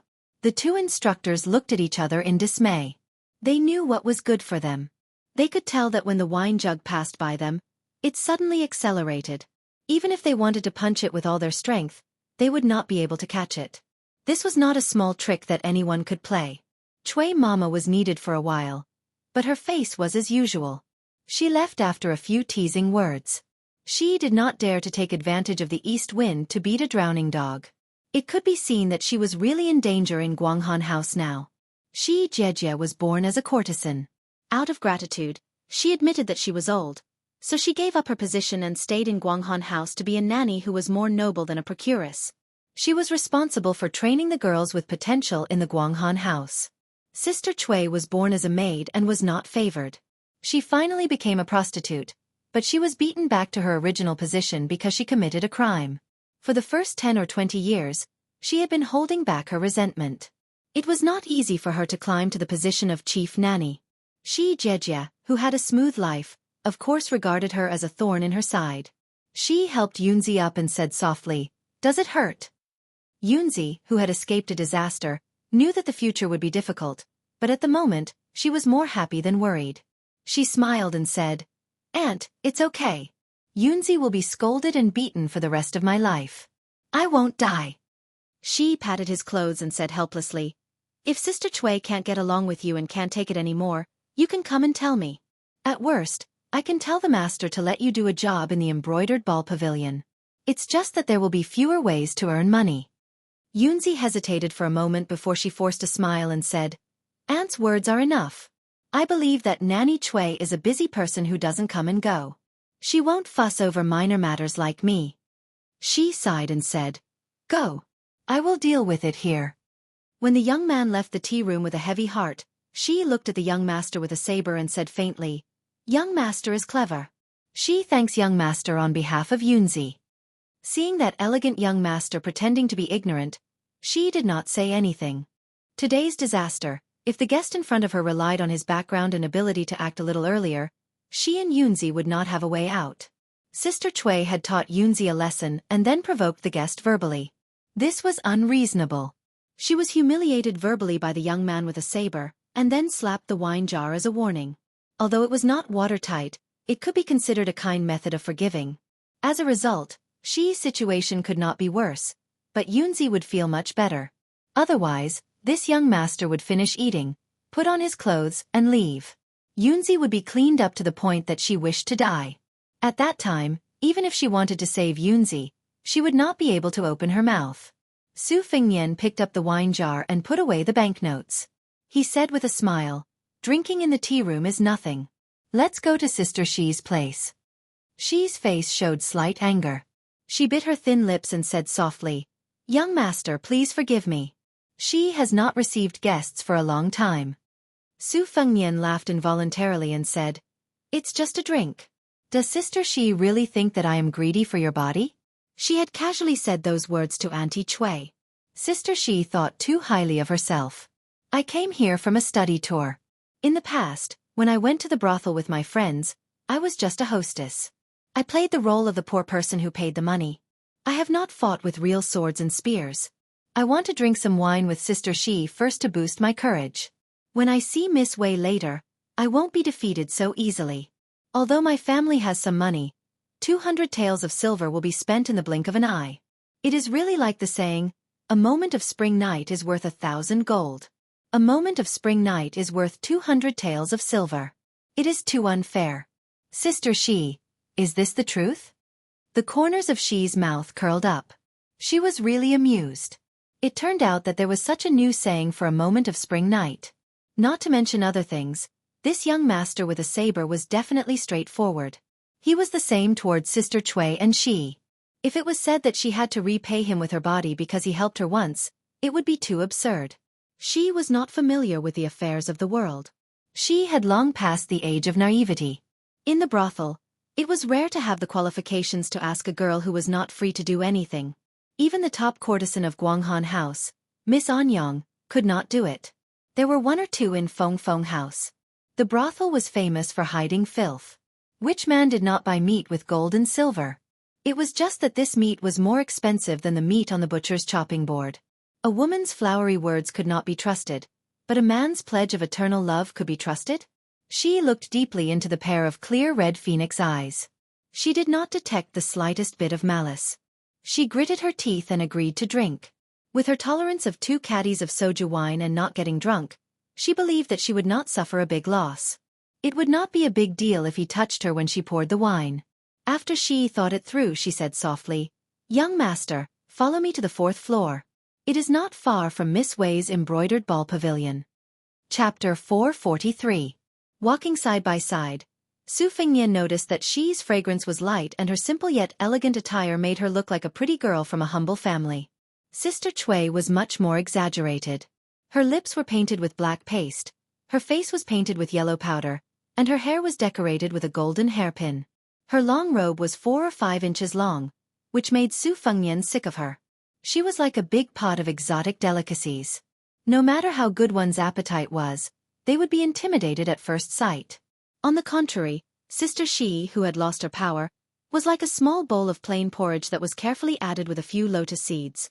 She was the kind of woman who would be pleasantly surprised if tasted carefully. On the corridor of the 4th floor, there were green gallbladder vases and ink paintings hanging on the wall. It was elegant and unique. However, it was not uncommon to see beautiful maids carrying food boxes and fruit bowls. It could be seen that Guanghan House's business was not bad. When these people saw her, they all obediently called her Sister Xi. She was very popular. Sister Xi smiled and greeted them one by one. After passing through 2 corridors, she came to a room facing a window. She sighed in her heart and said, "Young master, we're here." She pushed the door and entered. The floor was covered with a silk lichen that was extremely labor-intensive. There was a 3-fold screen that copied the famous painting, Snow Banana Double Crane, that separated the sleeping area from the brocade hall. In the front hall, there was a small bed with a delicate pot door and a small table for warming wine and brewing tea. At the corner of the table, there was an incense burner with onions calcined in the Longquan kiln. On the table, there were bowls and other small utensils, especially the black glazed teacups, which were very eye-catching. If one was not an expert in tea, one would not know the rarity of this set of partridge teacups. The emperor of the Southern Tang Empire especially cherished this set of teacups. He once said that the color of the teacups was precious and the color was black. Just these teacups alone could be worth dozens of gold. Su Fengnian sighed in his heart. This Sister Xi was really a particular person who knew how to enjoy life. On the bed, there was a jade porcelain pillow painted with lotus flowers. Su Fengnian was somewhat puzzled. It was only the end of spring. This woman was too afraid of the heat. Seeing the young master with the saber staring at the pillow, Xi's face was red and almost dripping with water. She did not dare to look at him directly. She just sat at the small table and skillfully warmed by hand. Before the wine by side, Xi fondly played with a black glazed tebby by hand and asked, "Young master's accent, are you from Gusai State? Do you recognize this black glazed lamp?" Su Fengnian touched the simple teacup with his fingers and nodded. "My family happens to be in the porcelain business, so I know some famous items in the market. I'm just a small family, so I can't do any big business. I've only heard of the black glazed teacups in the top 10 tea sets, but I've really profited from this trip." Fortunately, he was tactful earlier. Otherwise, if he wanted to take out 200 taels and say something rude to Sister Xi, he would really be asking for humiliation. "However, I only brought less than 1,000 taels of silver with me this time. There are still a few states that I haven't left. I don't have the courage to go to the embroidered ball pavilion anymore. Sister Xi, what do you think we should do?" Xi laughed and said, "Then Gongzi should drink more wine. Drink until you have the courage of a bear's heart and leopard's guts, and then go to the embroidered ball pavilion. Let me warn you first. You have entered the house, you have drunk the wine. You absolutely cannot not go to the embroidered ball pavilion. Seeing Gongzi Qindao's aggrieved face, Xi's smile widened. She winked and said, Guanghan Building is not a place to cheat people. If you just want to watch Miss Wei throw the embroidered ball, you can take 1 or 200 taels of silver. Su Fengnian said angrily, Sister Xi, you say it so lightly. If I only go to the Guanghan Building to look at the embroidered ball and then leave, how can I have the face to ask you for wine in the future? Xi handed over a cup of wine and said angrily, It's not difficult for Gongzi to come to the Guanghan Building to ask for wine, but you can only enter the house once. Su Fengnian obediently took the wine and did not make any despicable movements. He took a sip and saw Tao Manwu sitting on the embroidered stool, so he raised the cup to her mouth. The little girl was like a newborn calf that was not afraid of tigers. She took a sip and smacked her lips, enjoying the taste. Su Fengnian found it interesting and simply gave her the whole cup of wine, only telling her to drink it slowly. After that, he left Tao Manwu to the side and allowed her to drink a cup of wine to entertain herself while he chatted with Xi. Both of them could hold their liquor well and were evenly matched.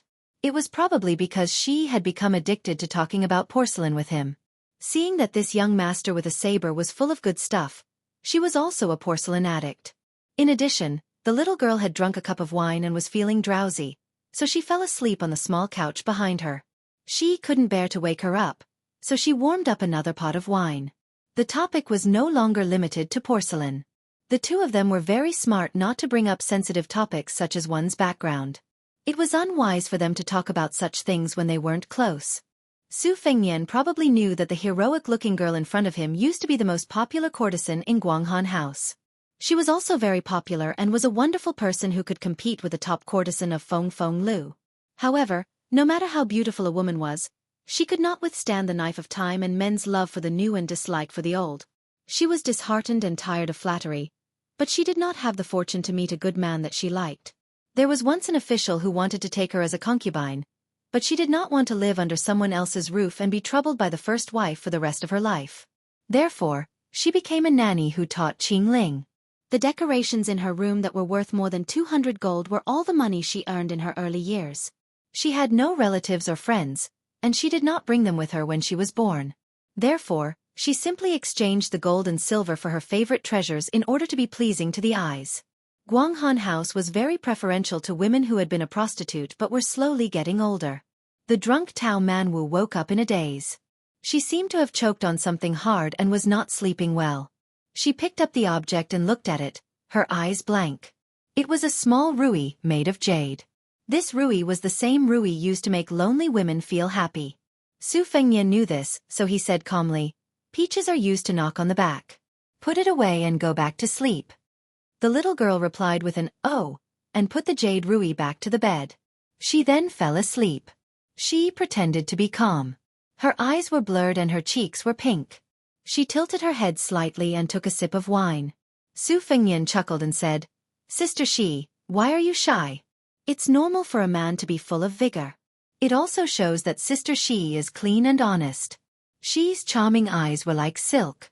She said hatefully, You're still talking about it? Su Fengnian held back his laughter and considerately changed the topic. He asked, When I went to the city, I talked to shopkeeper-son about the 4 freaks of the Flying Fox City. I know that there's a strange man who sells swords, paints, and sleeps in brothels. Sister Xi, do you know him? She hesitated and said self-mockingly, I know him.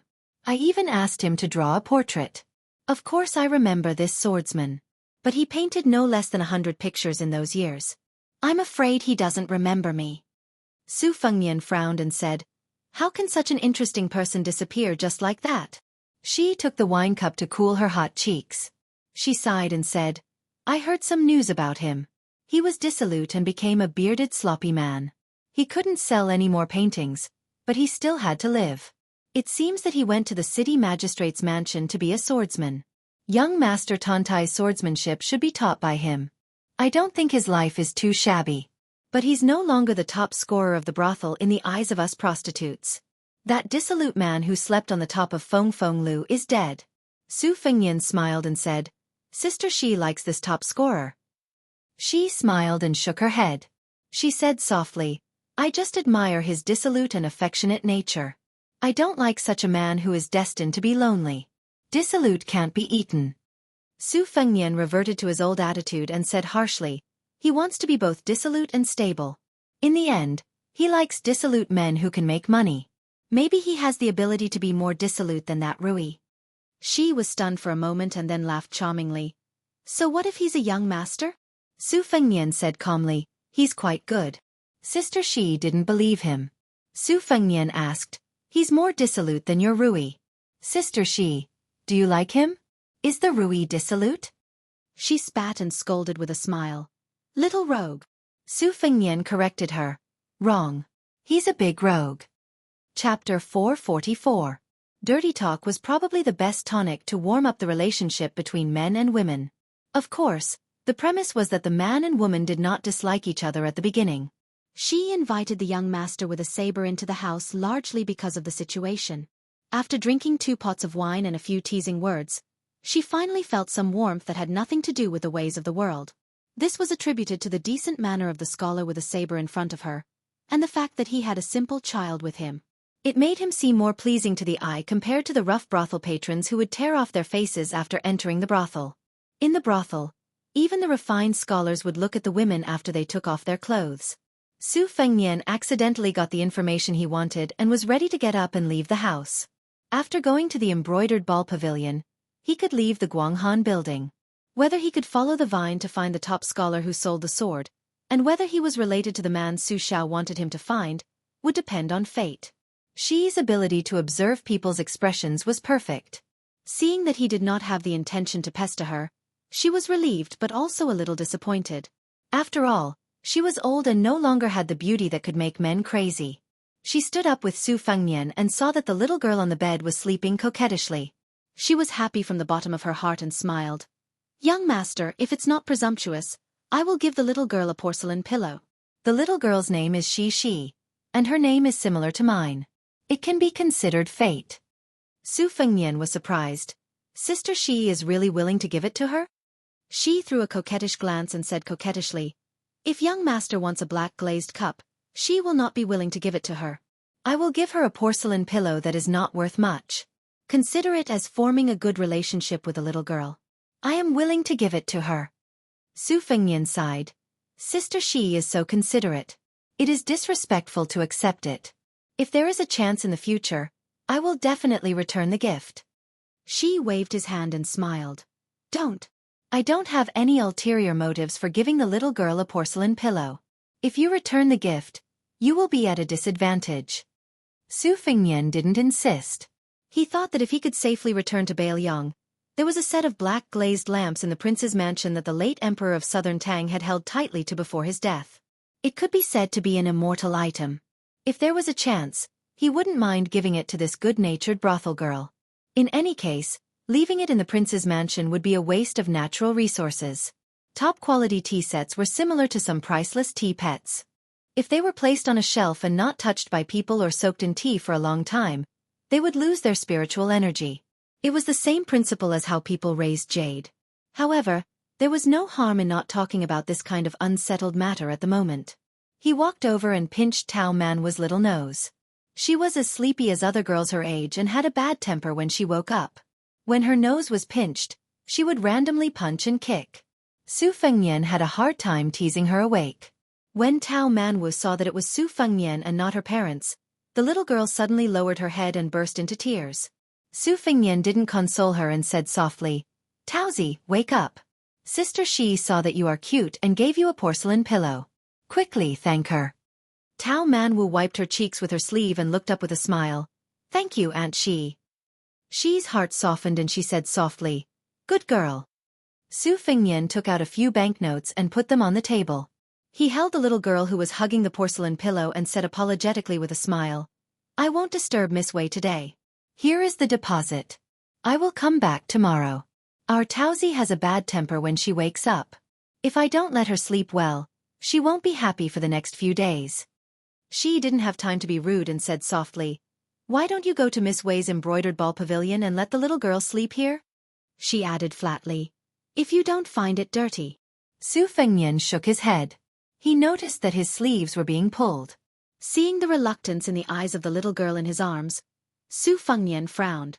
The two girls, one big and one small, became nervous. Of course, Su Fengnian didn't want Tao Manwu to stay together with Joy, who had cultivated into a spirit. If there was any mistake, Su Fengnian would kill him without hesitation. However, how would they know about the inside story that was filled with thick blood qi? As they wished. How many people and how many things were as they wished? Su Fengnian, whose hearing wasn't inferior to that of a top crypt master, slightly trembled. As expected, unpleasant things came knocking on his door. Su Fengnian forcibly suppressed the killing intent in his heart. He didn't know why, but after the death battle with the demon Xia Ling at the Duckhead Green Inn, he didn't draw his saber and gained enough energy.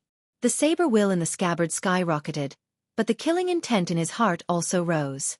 However, Li Chungang had already retired from Jianghu and wasn't by his side. Otherwise, he would definitely ask whether this was good or bad. Su Fengnian was really worried that when the time came, he wouldn't be able to raise the dragon-slaying saber will and become a demon who killed people like flies. Su Fengnian silently recited the chant of the Great Yellow Court and calmed his mind. He looked at the door and heard a hurried knock. Su Fengnian was surprised. Other than Wei Monxiu, who she regarded as her daughter, no one else would come, and Xiuer's knock wouldn't be so stiff. Su Fengnian took a deep breath and went to open the door. She saw Sister Cui with a playful smile. Su Fengnian also had a thunderpool that she couldn't touch, and this room was it. Just as she was about to speak with a cold face, she saw a tall woman dressed as a man standing behind Su Fengnian. Su Fengnian suddenly stopped and swallowed her words. She respectfully bowed and said, "Su Fengnian greets the third miss." The woman who didn't have the appearance of a charming and graceful woman was quite heroic. She wore a jade belt brocade robe like a rich man and had a long saber hanging on her waist. She said unhappily, "It's the third young master." Su Fengnian's mouth was bitter. She lowered her head and said, "Su Fengnian greets the third young master." The backer behind Guanghan Tower had come. To be precise, it was the backer's sister. People couldn't imagine that Guanghan Tower was opened by the second young master of the Flying Fox City. This semi-public secret was only known by the upper class of the city. The dragon had 9 sons, and the lord of the city had 2 sons and 1 daughter. The eldest son, Tantai Chongping, was brave and heroic. He was also good at writing beautiful poems. He was destined to be the most popular scholar in Beimang in the future. Once he became the bell chaser, he would be the most popular person in the royal court around the emperor. He would be like a bright moon jumping out of the tide and enter the vision of the top nobles in Beimang. The whole Flying Fox City was waiting to see him. But the second young master of the city, Tantai Chang'an, was a complete debauchee. He wasn't proficient in literature or martial arts, but he ate, drank, whored, gambled, trained eagles, led dogs, and fought crickets. He was proficient in everything. Just in the breeding and trading of crickets, he had spent no less than 3,000 to 4,000 taels of silver. Because the second young master of the city loved to fight crickets, every year starting from the 7th month, it was unknown how many idle hoodlums would scour the city for crickets. They hated that they couldn't dig 3 feet into the ground to catch a fighting cricket worth several dozen taels of gold. It was no wonder that people joked that Flying Fox City had a 5th freak. The young daughter of the city overseer, Tantai Kong Ho, did not like women in makeup but loved weapons. She frequently fought in the bustling streets. Practically all of the city's hoodlums, big and small, had suffered. They already recognized her appearance, and when they saw her, they would take a detour, not giving her the opportunity to beat people up. The one standing in front of Shi was Tantai Kong Ho. Looking over Shi's shoulder, she saw Su Fengnian and said in a strange tone, "Shi, I heard that you brought an extraordinary guest into the embroidered ball pavilion and even showed off your skills in front of Mama Cui." This young master went to the embroidered ball pavilion to take a look, but there was no sign of him. "I didn't expect that he really was here." Shi, I previously heard second brother say that you were the most authentic in the Guanghan Tower. Why do I feel that this is not the case? First, you secretly took the job, and now you're eating it yourself? Didn't you cut the silk in accordance with the brothel's rules and no longer receive guests? You made an exception for such an unremarkable young man? Have you gone crazy thinking about men? I heard Mama Cui say that these past few years, you've mostly used Sir Yu Rui to pass the spring. How about you let this young master gain some experience? This influential woman's imposing manner was overbearing, without the slightest bit of misgivings. Every sentence pierced the heart and bone, each word piercing the spine. She forced a smile and said, "I only drank 2 pots of wine with this young master and did my best to entertain guests." She did not receive any guests. If there truly is a day when she makes a comeback, she will certainly first inform the third young master before daring to act. Mama Chui clicked her tongue and said, "Little sister Shi is truly an honest person. She deserves to be called a loyal woman who will dedicate her life to the Guanghan Tower." Tantai Kong Ho angrily rebuked, "Shut your mouth. You don't have the right to add insult to injury. She is not a good thing. You're the same as her. If she's lacking, how much better can you be?" Mama Chui stammered, keeping quiet out of fear. Su Fengnian, who was watching from the sidelines, laughed in his heart. Don't look at this little girl's poisonous mouth. She actually knew how to be impartial. She wasn't the kind of stubborn young girl who would listen to the wind and listen to the rain. Mama Chui's move of fanning the flames was a profit, but the profit was limited. Chapter 445. Tantai Kong Ho pointed a finger at Su Fengnian. "You are a guest. Even if you break the rules, it is Guanghan House's fault. This young master will not bicker with you, but I heard you have some skill. I just happen to have a servant at my side who knows a bit." "If you can withstand 10 moves, then for the next 3 days and 3 nights, aside from Anyang Qingnu and Wei Monxiu, those 3 red cards, you can play with any woman in the house as you please, regardless of day or night." "You can play with as many as you can. If you can sleep with 100 women, then that is your skill. Guanghan House will admit defeat. How about it? As long as 10 moves, this young master is famous in Flying Fox City for keeping my word. Do you dare?" Su Fengnian smiled and said, "I don't dare. Third young master's retainer is an expert at a glance. I am only a poor wanderer who came to Guanghan House to find Miss Xue Ling. If I am beaten down by third young master's people as soon as I make a move, I fear I will dampen third young master's mood." Tantai Kong Ho was flattered. In fact, she was slightly happy in her heart, but her face was still frosty. She disdainfully said, "Don't dare? Are you a man with a gun?" Su Fengnian remained unmoved, making Mama Chui extremely disappointed. She said without any backbone, "If third young master says yes, then yes. If he says no, then no." Tantai Kong Ho completely lost interest. She was overflowing with interest to teach a lesson to a big green-skinned hoodlum with dozens of underlings, but bullying unarmed and defenseless commoners or those embroidered pillows was truly meaningless. Not to mention, her 2 elder brothers would also be unhappy. Sighing, she turned and left, muttering, "Your father and mother gave birth to you this son in vain. Without a gun, other than barely carrying on the family line, what can you accomplish?" The robust retainer's expression suddenly changed. He stood in front of the third young miss to protect her, shouting, "Careful!" Tantai Kong Ho was bewildered. She looked at the personal retainer who seemed to be facing a great enemy. She knew this guy's background. He was a genuine expert that the city overseer manor had hired for 3,000 taels. His father was reportedly an external martial arts grandmaster not far from first rank. In Dragon Waste Province's central region, his family had a long history of learning. He had established his own school, and he had long enjoyed a great reputation. Like father, like son.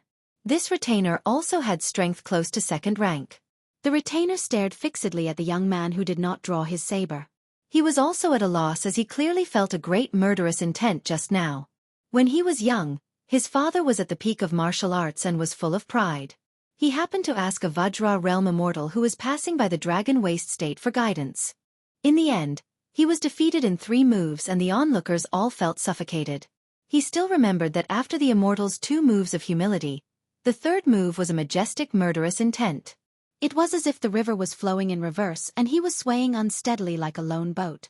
However, this young swordsman in front of him clearly had a calm demeanor and did not have the slightest bit of dignity. Where did the strong killing intent come from? Tantai Kong Ho, who liked to reason with people, frowned and said, "My father always said that every time there is a major event, there must be calm.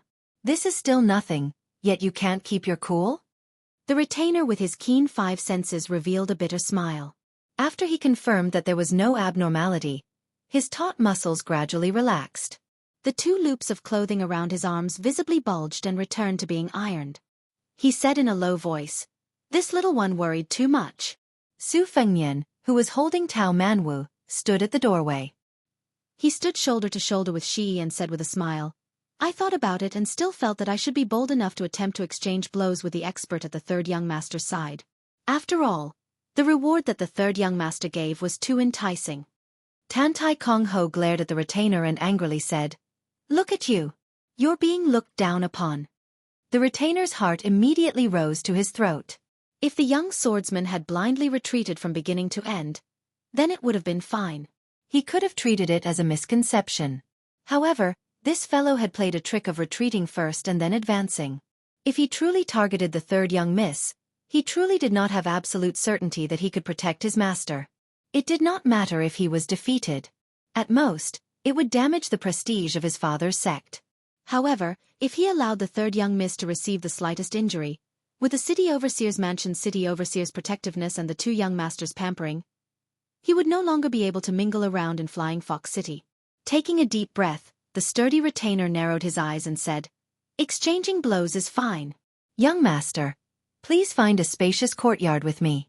It will also be convenient for you and me to exchange blows to our heart's content. We won't have to be afraid of bumping into things inside the building and injuring unrelated people. How about it? Su Fengnian nodded and said, Okay. She lightly stepped on his foot, her eyes full of anxiety. Su Fengnian hugged Tao Manwu with one hand. His other hand stealthily extended and lightly patted Xi's buttocks. Xi's figure was somewhat thin. In fact, the places that should have been round and perky were not missing a single point. Her body trembled, and her pair of beautiful limpid eyes widened. Fortunately, everyone, including Tantai Kong Ho, was attracted by his face. They did not notice this big pervert who had the guts to take advantage of her. If this was seen by the lawless Tantai Kong Ho, they reckoned that she would certainly sigh in admiration. This was the real deal, having a calm demeanor whenever something big happened. Su Fengnian handed Tao Manwu over to Xi, who was painstakingly hiding her shame and indignation. He softly said, Let Taozi stay with you for now. It's not good to let a child see fighting and killing. Xi silently took the little girl. However, it was not tender feelings, but rather a murderous look. Su Fengnian did not pay attention to her. He made a shushing gesture towards Tao Manwu. The little girl was worthy of being called telepathic. She nodded. Mama Chui could not suppress the ecstasy in her heart. This young man did not know when to advance or retreat. Did he really want to sleep with 100 girls in Guanghan House? But the retainers at the third young master's side had frightening skills. Several dozen ruffians simply could not get close to them. You, a young man with a physique only slightly better than a weak scholar, wanted to withstand 10 moves. If you were lucky enough to survive, you would have to lie in bed for several months. Even if the girls took off their clothes and swayed in front of you, would you be able to get up from your crotch? While she was secretly delighted and thinking, she suddenly raised her head and saw the young master behind the third young master and his retainers turn his head and smile at her. She did not know why, but she was frightened. Su Fengnian absent-mindedly followed behind. He walked down Guanghan House and walked towards the lake in the rear courtyard. He did not care about the constant addition of personal guards and retainers along the way. When dealing with a third-rank retainer, he only cared about the propriety. He was more concerned about the entanglement behind the governor of Flying Fox City. The north and south of Bei Mang were gradually intertwined in the confrontation. Apart from the complicated genealogy of the Yelu and Murong royal families, the ones who really stood at the top of this dynasty were only the 8 provincial governors and 12 generals of the border governors, as well as the dozen or so officials of the southern dynasty who had the right to speak in the court. These 30 or so people each represented a tangled and complicated power. They were either connected by marriage, fought to the death, cooperated with each other, or did not have any contact with each other. It was very difficult to sort them out. As far as the officials of the southern dynasty were concerned, they were generally supported by 2 skeletons. One was the aristocratic group known as the Noble Clan of Longguan. They were stubborn, conservative, and self-righteous. They were not inferior to the aristocratic families of the Old Spring and Autumn period. After the Spring and Autumn period war, the aristocratic families of Longguan in the north of Bei Mang became even more arrogant. They considered themselves to be the orthodox aristocratic family. The Zhong family, which produced the great demon Zhong Liang, was one of them. One of them was the military power led by 3 generals. The other was Huang Songpu, who was of the same rank as the provincial governor in Gusai State. He was a remnant of the spring and autumn period. Originally, the scholars in the south of Beimang dynasty, no matter if they were native scholars or remnant of the spring and autumn period, were all civil officials. Only those in the north could become generals and ministers. It was the amazing Huang Songpu who took the lead. After that, there was General Lu Guai, who was praised as half of Su Shao by the Empress of Beimang, and Yang Yuanzhan, who was born a pariah but rose rapidly in the military world. These three generals with outstanding military achievements were almost all piled up in the straight line to the north of Gusai State. It could be seen that Beimang attached great importance to the Western Front. The governor of Flying Fox City, Tantai Jinyu, was the legitimate son of the great aristocratic Tantai family in Longguan. He had a tradition of marriage with another aristocratic family, the Yuan family, which had lasted for 500 years. Everyone in the Liang dynasty knew that there was a saying of scholars migrating north. There were two torrents. One flowed into the group of scholars in Jiangnan, and the other flowed into the furnace of the old aristocratic families in the north. What they didn't know was that there was an even larger group of scholars that were fleeing north. They were like carps crossing the river into the Beimang dynasty. Other than those who couldn't acclimatize and died young, most of them started to integrate into the Beimang dynasty. This was especially true for the officials of the southern dynasty, who started to stand out. The three generals, Huang, Lu and Yang, were among the outstanding ones. There were also many remnant of the spring and autumn period scholars who relied on their true abilities to occupy important positions in the officials of the southern dynasty. These people lost their country and families, and left their homes. As long as they were alive, there wasn't a day that they didn't want to go south. What was the first obstacle to going south? It was Bailiang, and Su Shao, who was even more famous than the 300,000 Bailiang cavalry. To the north of northern Liang, a powerful and restless dynasty stared at the Liang dynasty with a ferocious aura like a tiger. In the future, Su Shao might be this young man walking by the Jiaqing Lake. Chapter 446. In the area of Jiaqing Lake's Bottle Alley, every willow tree on the lakeside had a large red lantern hanging from it. Visiting the lake at night was as bright as day, convenient for a few brothel patrons who were fond of wild mandarin ducks playing in the water. It could be seen that Bottle Alley solicited business. However, the man who lingered in Bottle Alley tonight apparently did not have this kind of abnormal hobby. Jiaqing Lake was tranquil and peaceful. Tantai Kong Ho led him to a waterside pavilion with a horizontal board with the words, "Connecting Water and Sky." She carelessly imitated that boorish martial artist and sat down. She extended a hand, indicating that they could compete in martial arts. She naturally did not favor that pretentious man with a saber. Her family's servants' weight was very sufficient. Don't look at the fact that above third rank there were second rank and fourth rank first rank. Third rank martial artists roamed Jianghu. Although they could not be said to be tyrannical, they rarely met a worthy opponent. After all, second rank and first rank peak experts had the reservedness that peak experts should have. On one hand, they did not easily reveal themselves if they did not have the opportunity. On the other hand, they disdained to take action. The demon lord Xia Ling had the mentality of a young man watching a child throw a tantrum. He was never willing to interfere, as it did not benefit his martial cultivation at all. The higher the realm, the more it tested his patience and perseverance. He could not afford to slack off for even a moment. Especially when he had stepped into the first grade, it was like the gates of heaven had been opened wide. It was like a long scroll of thousands of miles of mountains and rivers had been unfurled, and everyone was intoxicated by it. The characters outside the scroll were like chickens and dogs, and the scenes outside the scroll were unbearably vulgar. Murong Kong Ho, who originally thought that she could settle this matter in a few moves, saw her retainer earnestly lift his robe and tie it around his waist. He stepped out, and his hand made an inviting gesture. She subconsciously leaned forward, her heart somewhat astonished. Could it be that she had truly caught a big fish? Otherwise, how could this normally arrogant personal guard of the city overseer's mansion be so serious? The personal guard who had reached a higher level in external martial arts was not impatient to take action. He said in a low voice, "My family's ancestor, Yang Hucking, was taught by the Central Plains Xiongyi Fist's 12th generation grandmaster, Fu Qiujian. After returning home, he created his own dragon-bearing fist. Although it is regarded by the world as an external martial art, it is actually an internal and external dual cultivation.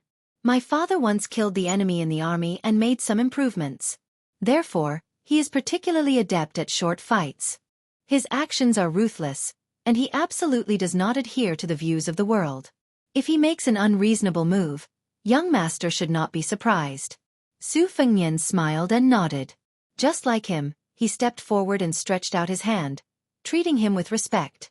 The impatient Tantai Kong Ho rolled her eyes. This young Dianqing was truly fussy. Finishing a few moves was enough to finish the job, yet he insisted on being so serious.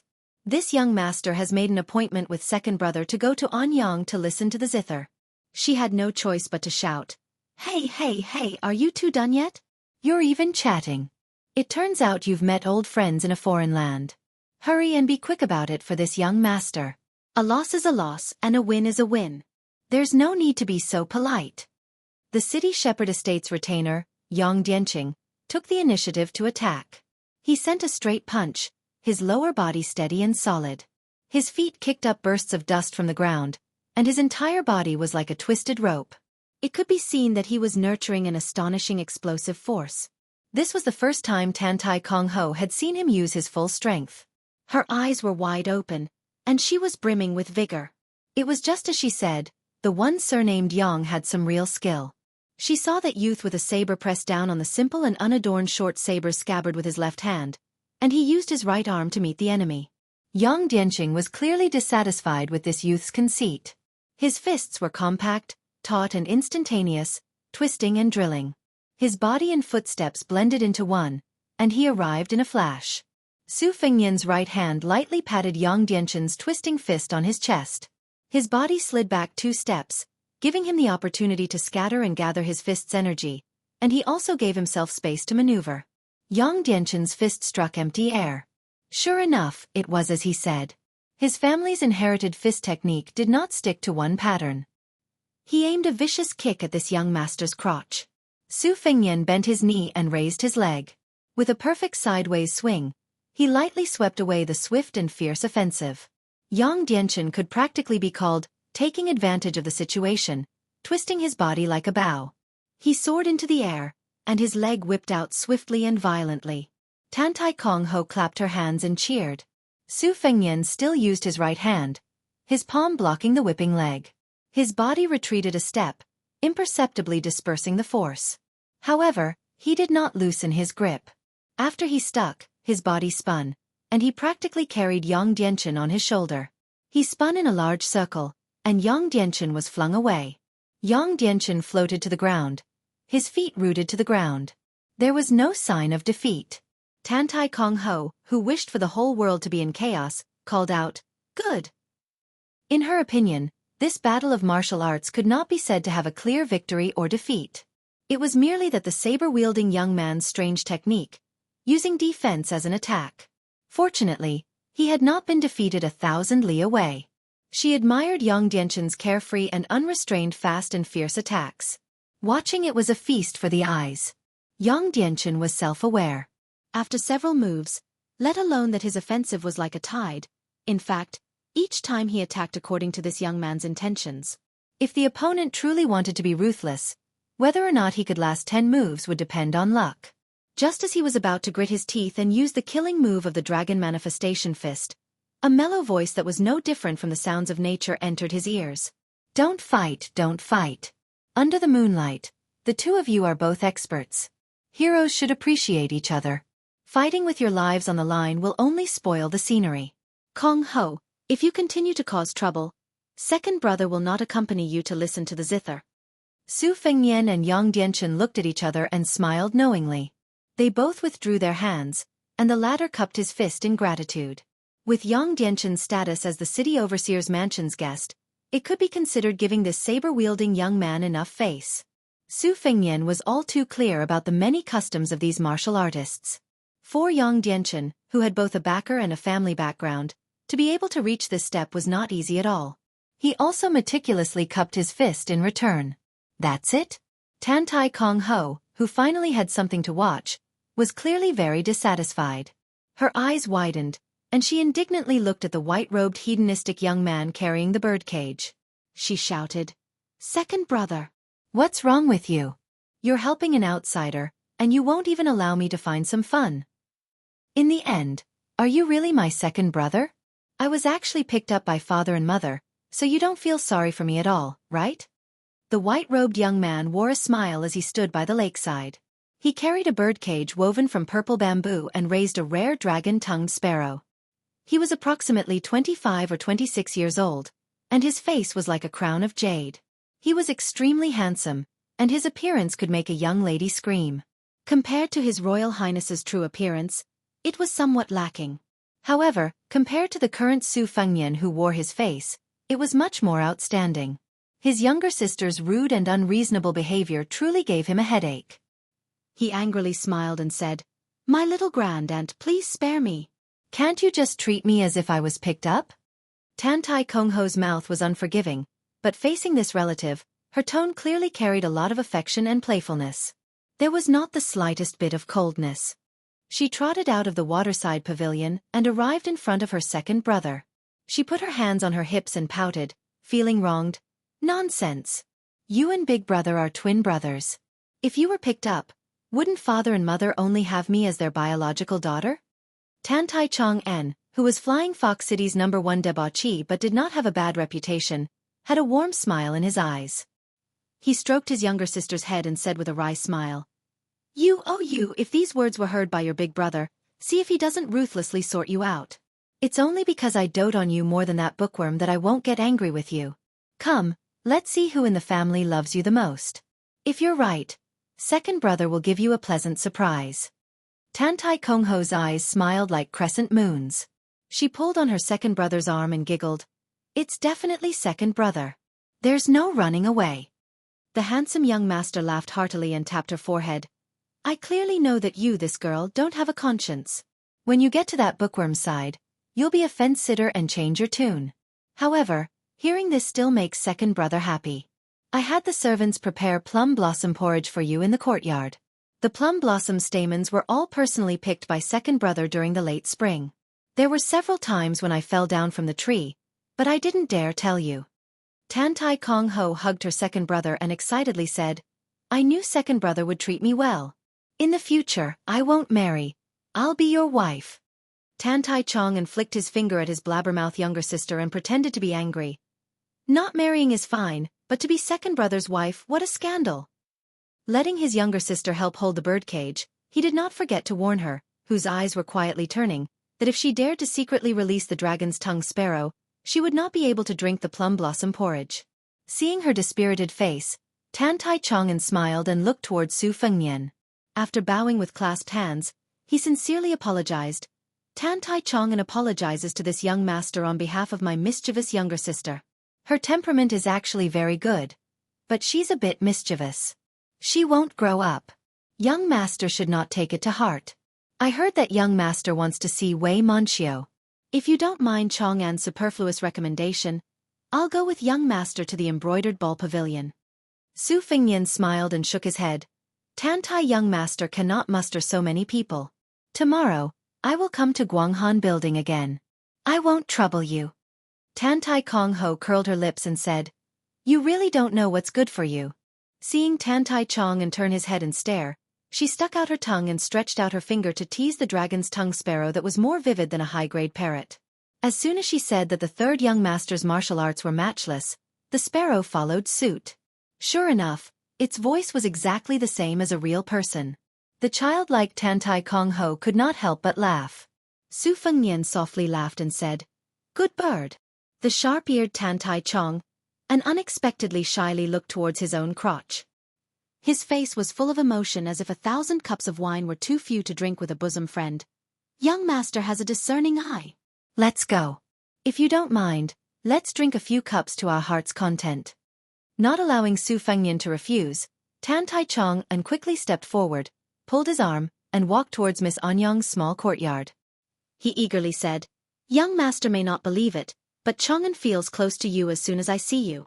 Seeing Su Fengnian's strange expression, Tantai Chong laughed and said, "Rest assured, I don't have a homosexual fetish. Although it's not to the extent that I can't be happy without a woman, I can't wait to be a real man who can sleep with 10 women at night. However, some time ago, I made a bet with a family friend's disciple. I gambled on the bellies of women at Feng Feng Lu and hurt my body. During this time, Seeing beautiful women is like seeing scourges. However, for the time being, I still have no interest in men. Young master, rest assured. Su Fengnian bluntly said, I'm not assured. Chapter 447. Tantai Chong'an did not laugh angrily, and his laughter was hearty, without the slightest gloominess. This playboy, who was known for his frivolity, seemed to have a natural intimacy. It's easy to deal with honest people. Then I'll go with the flow and say things first, saving young master from thinking too much. If Chong'an likes someone, as long as he doesn't have bad intentions, even if he punches me or scolds me, it's a good thing. I may have a bad face at the moment, but I will certainly regret it afterwards. If young master really becomes Tantai Chong'an's bosom friend, please forgive me. Su Fengnian followed him into the secluded courtyard where the tea cooled down and changed to hot tea. He bluntly said, Isn't second young master's bosom friend too worthless? You want to make friends with whoever you see? Tantai Chong'an, who had been holding on to Su Fengnian, turned his head with a hurt expression. Tantai Kongho slapped her forehead. Having such an unscrupulous second brother was really a disgrace. However, she did not feel that her second brother, who came from an aristocratic family, associated with a poor and pedantic person, even calling him brother was inappropriate. What's more, this outsider with a saber did not look ugly. In terms of martial arts, he was able to tie with Yang Dianchen at a young age. If he fell into second brother's hands, he would be dragged to drink and chat nonsense. If he was seen by eldest brother, who cherished talent like his own life, he would be invited back to the city overseer's mansion to be enshrined as a bodhisattva. Young Lady Anyang was like what Su Fengnian had seen from the window on the second floor. She was a plump and fair-skinned beauty. She was dressed in brocade, which set her off like a pampered noblewoman. Such a graceful woman could very well arouse the love and desire of influential men. Boys were born with ambition from poverty, and women were born with temperament from wealth. This was a very real truth. The most famous courtesans of the Liang dynasty were the imperial concubine Jie Yu of the fallen Spring and Autumn dynasty. However, after 20 years, she had already become a swan song. She could not be encountered nor sought. The second type was a woman from an official's family who had been convicted and demoted. The third type was Qing Ling, who entered the brothel from childhood and was carefully cultivated, slowly growing into a courtesan. According to Li Lu, the top courtesan of the Guanghan house, who was holding a zither, was the daughter of a defeated big family in the Orange State. After sitting down, as the head of the Guanghan house, Tantai Chong'an did not treat young Lady Anyang condescendingly.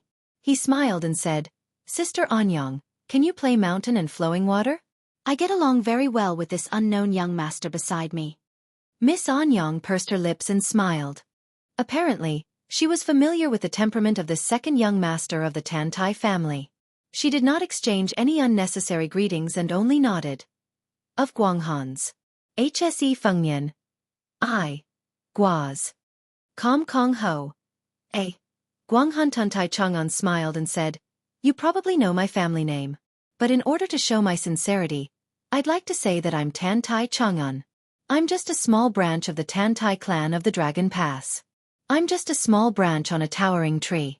I can't scare the real dignitaries. I think my parents gave me the name Chong-an. I don't expect the Flying Fox City to be in peace for a long time. I just want to keep myself safe for a long time. Young Master Su. Do I look like a guy with great ambition? I'm just pretending to deceive those ambitious girls who won't marry unless they're officials or generals. However, my foundation is not good enough. I'm much worse than my elder brother. Hey, Sister Anyang, play your zither well. Don't bully me even though I don't know zither. I can tell that you're distracted. You're one of the girls I mentioned. Su Fengnian didn't know whether to laugh or cry. He was more sensitive to danger than the little girl Tao Manwu who had telepathy. Unless Tantai Chong'an was an expert above the Vajra realm, he was really an interesting guy who didn't have any evil intentions. However, judging from his appearance and footsteps, he was obviously an ordinary playboy who was hollowed out by wine and women. If he pretended to cover up, Su Fengnian would be in serious trouble no matter whether he entered this yard or not, whether in terms of scheming or cultivation. So, Su Fengnian decided to take things as they came. Observing qi was a necessary skill to travel in Jianghu. As for whether it was wrong, it depended on the level of both sides. A martial arts expert was like a rich man who didn't lack money. How could he be a real rich man if he wore a thumb-thick gold necklace or a string of copper coins on his body? When he was as rich as a country, he mostly hid gold in his sleeves. Once the chi movement was restrained, unless one was 2 realms higher and looked at it from top to bottom, it would be difficult to detect it accurately.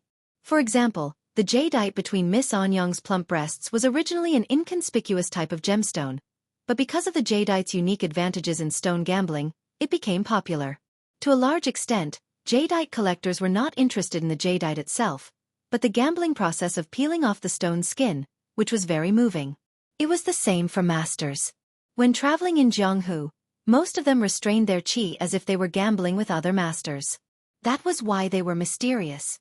Otherwise, as soon as you went out, there would be cheers from onlookers and yelling, "Look, it's a level 2 master." If a level 1 master went out, the passers-by would take their families and yell out to watch. It was too outrageous. This was the essence of Jianghu's attraction. It could make you fail miserably, but it could also make you famous by stepping on others. If one reached the celestial state that resonated with heaven and earth, it was another story. Not to mention the first 3 realms of level 1, even earth immortals of the 4th realm could be identified. However, like the saints of the 3 sects, they hid their strength and bided their time. It was difficult to judge them with common sense. This was also the reason why the old Taoist Zhao Xuansu of Longhu Mountain could successively deceive the 2 sword immortals, Li Chungang and Dong Tai. The rest of the martial artists who proved their Tao with strength couldn't escape the celestial eye. Wang Xianji, who was the strongest in the world, and Tuoba, who was close behind, were said to be able to kill the other 8 people on the list once they joined forces. They didn't need any celestial phenomenon at all. Any martial artist could feel the terrifying aura emitted by these 2 gods. No matter who they faced, they could crush them. Even if they were earth immortals, they would be killed by pure strength. Tan Tai Chong, really spared no effort to play wholeheartedly. Listening to the zither, he glanced at his sister who was happily drinking the plum blossom porridge cooked by him. He took a sip of wine and squinted, saying, "You must be joking. My ambition is to be a teacher in a rural private school. I serve the disobedient boys with a feather duster, but I'm more lenient with the girls. I don't have a bad idea, but I just think about how they will look when they grow up. They will be slender and elegant, get married, help their husbands and raise their children. I don't know why I feel happy when I think about it." Su Fengnian said calmly, "How many times have I told my friends about this ambition?"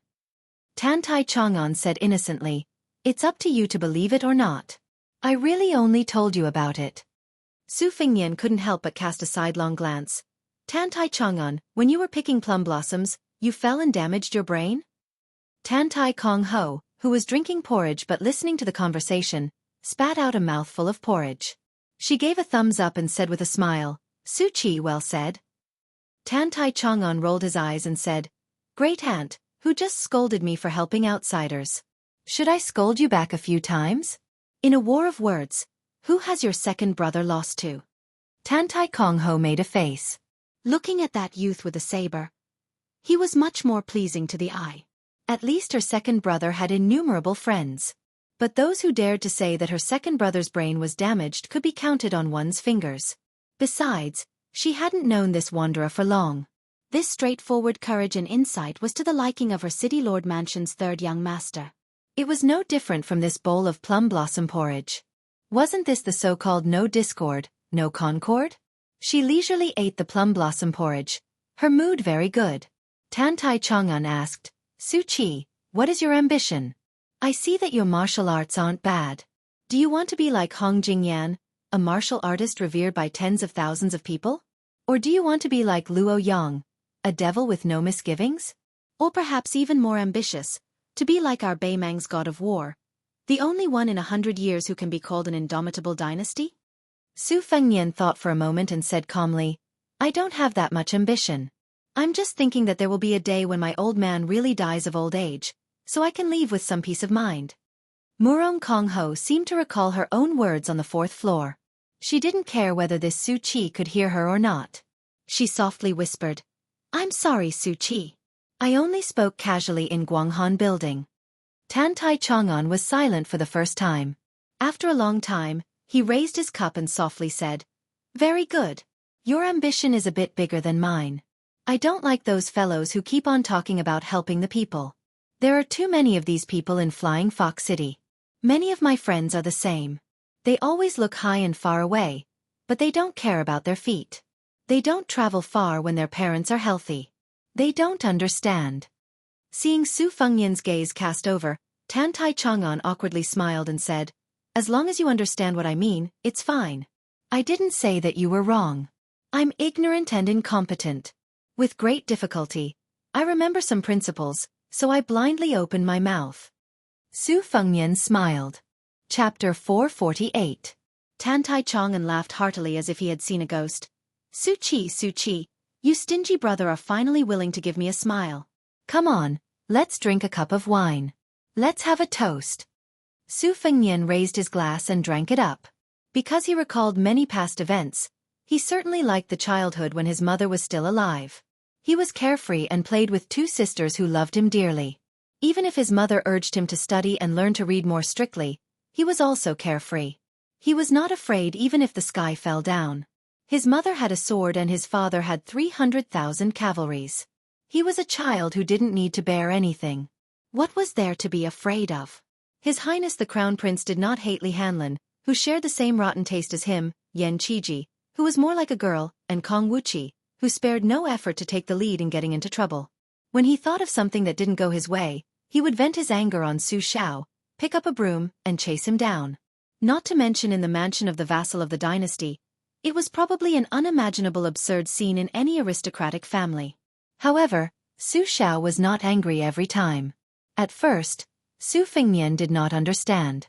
He just felt that Su Xiao had let his mother down, so he had to be beaten up. If he dared to be angry, he would run to the mausoleum and complain to his mother. When he grew up, it was not that he really wanted to compete with Su Xiao in a dead end. He must have been holding back his resentment before he casually picked up a stool and a broom to chase him away. It was just that it had become natural. Many times, his hands were itchy and convenient. The father and son really did not care about how the world looked at them. Su Fengnian said slowly, "Tan Tai Chang'an, if you didn't lie, your ambition is actually quite good." Tan Tai Chang'an nodded hard and said, "I know you will understand me. Don't say more. Let's have another drink." Su Fengnian rolled his eyes and said, "Leave my ass. In order to see Miss Wei and save some money, I drank a whole pot of yellow wine at Sister Shi's place. If I leave again, I'll really have to lie here." Tan Tai Chang'an drank a cup of wine alone happily and said, "You're awesome.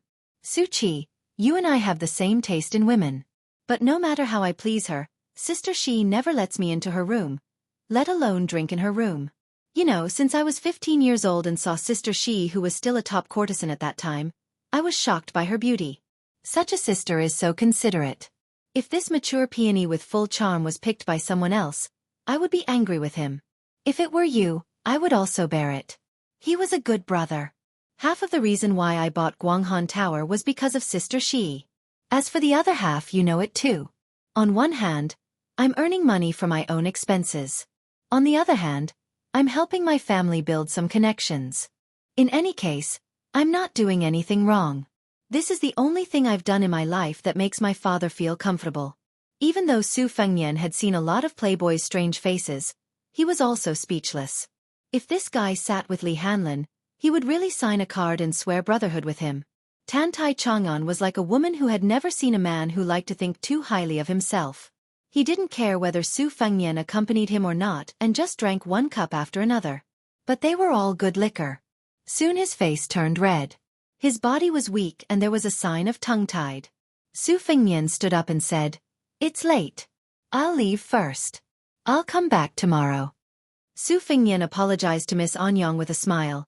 Xueqi is really shy of money. He doesn't dare to enter Miss Anyang's yard for fear that he will be beaten out. Guanghan Tower's courtesan smiled reservedly and said, "No matter. Tomorrow, you'll see Sister Xiao first. The day after tomorrow, you can come back to this yard to listen to the zither.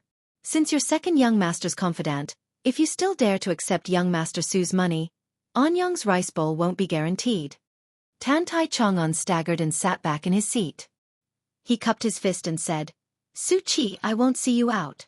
I'm afraid you'll be suspicious and I'll investigate your background. At that time, we won't be brothers anymore. It'll be a great injustice." Su Fengnian walked out of the yard and went to the fourth floor to pick up Tao Manwu from Xi. The small yard was so quiet that the sound of a pin dropping could be heard. Tan Tai Chang'an was still drinking, but he raised his cup a lot slower. Miss Anyang propped up her cheek and stared at this extremely interesting young master.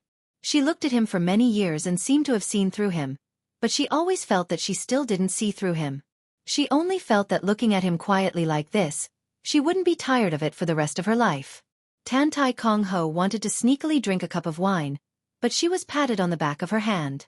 She retracted her hand and snorted, "Stingy." Tan Tai Chang'an's handsome face flushed red, and he vaguely said, "Girls, why drink wine? If there's a time when second brother isn't here, you get drunk with someone and get bullied. At that time, second brother will be angered to death by you." The city overseer's estate's third young master smiled sweetly.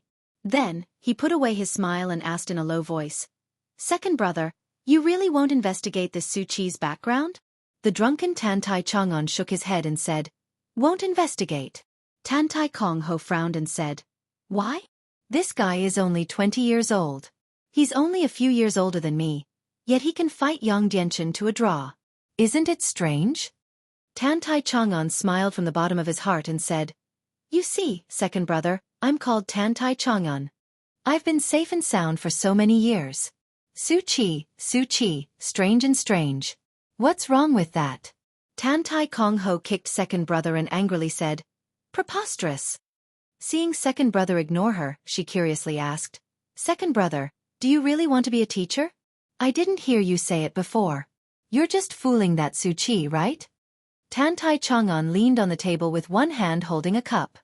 He looked at the moon and sparse stars above his head and muttered, "Half a sentence is too much when we're not on the same wavelength. 1,000 cups are too little when drinking with a bosom friend. Drunk. He unexpectedly fell asleep just like this. When Su Fengnian saw Shi Jejie again, she really didn't have a good expression. She was definitely brooding over that slap. Su Fengnian was also happy to play dumb. He carried Tao Manwu and walked downstairs. He slowly left the bottle alley in the dead of night.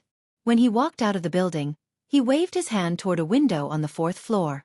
She dodged in panic. She was full of shame and hatefully cursed, "Rogue!"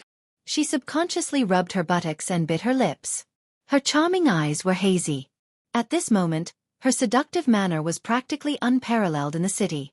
Su Fengnian walked out of the bottle alley. The little girl hugged her beloved porcelain pillow. The corners of her mouth couldn't help but curl up. Hugging the pillow was much more comfortable than carrying the heavy luggage. Su Fengnian narrowed his eyes. His heart was not as relaxed as he appeared to be. Other than the face that Xu Xiu had painstakingly made for him and the puppet of the fake crown prince in the Wutong garden, this trip to the north meant that the entire Bailiang Palace's brain was meticulously operating. They had done too many things in secret. For example, the travel permit that Su Fengnian had on him now meant that he came from a very real family in Gusezu. He was the son of a concubine from a family that was in the porcelain business. His Royal Highness had also taken root because of this. The pitiful owner was certain that he had died somewhere unknown. He might not have the opportunity to be buried in his ancestral grave and erect a tombstone in his lifetime. One step after another. Not a single step could go wrong.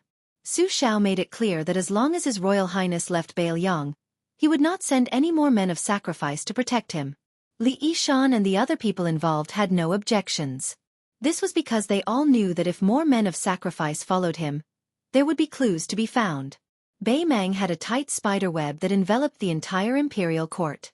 These bloodthirsty spiders were the most sensitive to the slightest movement on the spider web.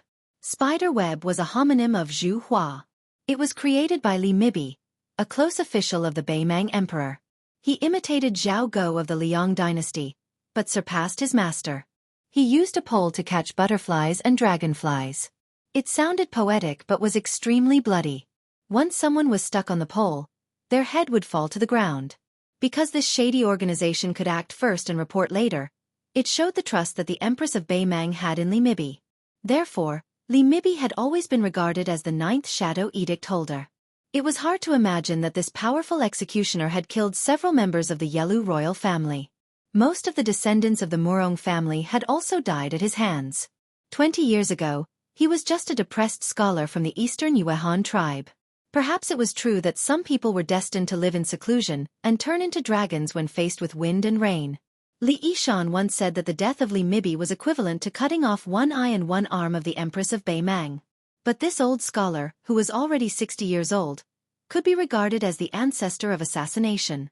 Unless he died of old age or was killed by the Empress of Beimang, there was no possibility for him to be assassinated. Su Fengnian couldn't tell whether Tantai Chang'an was really a playboy or a fake playboy. But after weighing and calculating all the details of entering the Flying Fox City, he was sure that there was no possibility of giving himself away. So, he didn't bother about it. After all, he could just kill his way out of the city. Tao Manwu suddenly whispered, "After you left, I didn't say a word. But Aunt Shi said that you were a rogue." Su Fengnian nodded and smiled. "What do you know? A woman said that you were a rogue. It's a compliment." Tao Manwu said, "Oh, maybe it was revenge that he was not allowed to talk to Aunt Shi, so he kept repeating, 'Rogue, rogue, rogue,'" Su Fengnian sneered. "Little girl, it's 10 years too early for me to slap your ass." Tao Manwu changed to a more comfortable position and snuggled in his arms. This time she only said once, "Rogue." Chapter 449. Taking advantage of the fact that there were many brothels in the city, the night ban in Flying Fox City was relaxed. Even at this time, there were still many men carrying trays and stretchers on the streets, shouting and selling. Tao Manwu was a little foodie, so he couldn't sleep well if he didn't fill his stomach. In the end, it was Su Fengnian who had to suffer. Therefore, he took out a small piece of silver and bought 2 bowls of golden rice cooked with purple necklaces, flower petals, and a few pastries. When they arrived at the inn, it was Li Lu who was keeping watch. Usually, he would be dozing off at this time of the night, but he was probably too excited after his trip to Bottle Alley. Su Fengnian asked for a table and asked him to eat with him. The strong and honest young man said okay and didn't act too polite with this young Master Su. When he saw the little girl whose nickname was Peach holding an exquisite porcelain pillow, he didn't know where it came from, so he didn't ask too much. Su Fengnian pointed upstairs, and Tao Manwu stopped eating. He quickly wiped his mouth and got up. Su Fengnian gave the remaining pastries to Li Lu. In the room, with her back to Tao Manwu, she pulled out the flying sword by N, which was used to assassinate the guards at the gate. She pierced her fingernails into her palm and wiped it on the floating flying sword. It seemed to be an understatement, but it was full of mysteries. The 12 flying sword embryos were different at the time when they came out of the furnace, and their textures were also very different. Drinking blood to become a fetus was a slow and delicate work. If there was more blood, the sword pattern would overflow, and if there was less blood, the sword aura would weaken. The textures were like the mouth of a psychic flying sword, which could not be neglected. Su Fengnian did not hurry to put Bayan back into his sleeve. He looked at the scenery in front of him, which was like ripples in the clear water when the wind blew, and sighed softly. The joy in Guanghan Building was not what he felt the most, but the small decorations in the room that were like the calligraphy and ink used by the famous scholars of the Liang dynasty. Su Fengnian's mood, which had been gloomy since he entered the Dragon's Waste province, finally became a little better. Even the top courtesan of the brothel was so fond of the elegant wares of the Central Plains. Presumably, most of the scholars who fled to Beimang would not change their rich and prosperous status even if they lived in a foreign land. These elegant habits that would revive in times of peace and prosperity would eventually have a subtle influence on the influential class of Beimang. Just like His Royal Highness raised his sword, it slowly penetrated into this barbaric dynasty that worshipped martial arts. The Empress of Beimang accepted the remnants of the spring and autumn period with great generosity and promoted scholars without restraint. The advantages were obvious, but the disadvantages were hidden.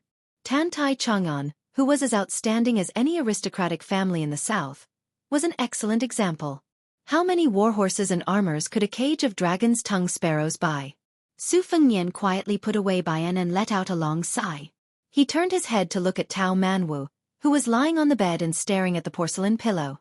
He smiled and teased, "Little money grubber, will you bring a porcelain pillow with you when you leave the city in the future? Won't you be tired?" Tao Manwu said with a firm expression, "I can carry a money bag and hold a porcelain pillow." Su Fengnian nodded. "Very good. If I don't have any money to spend, I can sell the porcelain pillow in exchange for wine." Tao Manwu was extremely nervous. She carefully looked at Su Fengnian and grinned as if a burden had been lifted from her shoulders. Ever since she could remember, the little girl had always felt uneasy about her talent. But at this moment, she was complacent for the first time. Su Fengnian asked curiously, "You can see through people's hearts. Do you even know what they're thinking, or do you only know how to differentiate between good and bad thoughts?" Tao Manwu hesitated for a moment and kept her mouth shut. Su Fengnian said with a smile, "I heard that in Flying Fox City, there's the Chow family's peony buns, Granny Shue's meat pies, Jia Qing's bottle alley soup, May's roast goose and duck, and Duan's mutton rice. There's a lot to see. Do you want to eat while watching?" Tao Manwu snorted. Su Fengnian said with a regretful expression, "Okay, then I'll go shopping tomorrow. You can stay in the inn and hold a porcelain pillow and count the money." The little girl, who could not be swayed by force and could not be swayed by poverty, snorted twice. Su Fengnian could not help but laugh. He extinguished the oil lamp on the table and sat cross-legged on the bed against the wall. He said with a smile, "Go to sleep." The little girl rolled over and took the opportunity to kick him lightly. Su Fengnian ignored her and concentrated. In 2 hours, he still had to raise the flying sword, Huang Tong. Fortunately, the great yellow courtyard could make him half asleep. Raising the sword for 12 hours required him to work hard every 2 hours, so he would not be too tired. In fact, even if he did not have to raise the sword, Su Fengnian did not dare to sleep too deeply. After a while, the little girl, who was used to falling asleep in Su Fengnian's arms, let go of the cold porcelain pillow and slipped into his warm embrace. Soon, she was snoring lightly and fell asleep. Su Fengnian raised the 3 swords one by one. When the sky turned bright, he wrapped Tao Manwu in the quilt and went to sleep. He picked up the spring thunder saber on the bedside and walked to the window to stretch himself. He had a premonition that a storm was coming. It was neither good nor bad, so he did not have to worry about it. After killing Xia Ling to his heart's content, not to mention the benefits brought by the Enlightenment, his mentality and temperament had completely changed. Outside the window, it was drizzling. The pitter-patter of the spring rain was soft and the gentle breeze moistened everything. Tao Manwu slowly woke up and stared at the figure in a daze. This world was naturally different from ordinary people in her eyes. In the little girl's eyes, everyone was shrouded in a layer of brilliance. Most of the people in the marketplace were gray and white. Occasionally, there would be people with varying degrees of green and purple halos. Her father was like a green mountain. Uncle Dong was surrounded by purple air. The dying people were as black as ink. When bad people were full of murderous intent, they would be scarlet and dazzling. A kind-hearted woman like Aunt Shi was warm and yellow inside and outside. Everything in the world was exceptionally splendid in Tao Manwu's eyes. The older she grew, the clearer it became. The young man in front of her was dark purple and mixed with gold. It was the first time she had seen such a scene in her life. Chapter 450. Tao Manwu didn't know that if someone noticed her, she would be regarded as the reincarnation of the living Buddha of Buddhism and the celestial being of Taoism.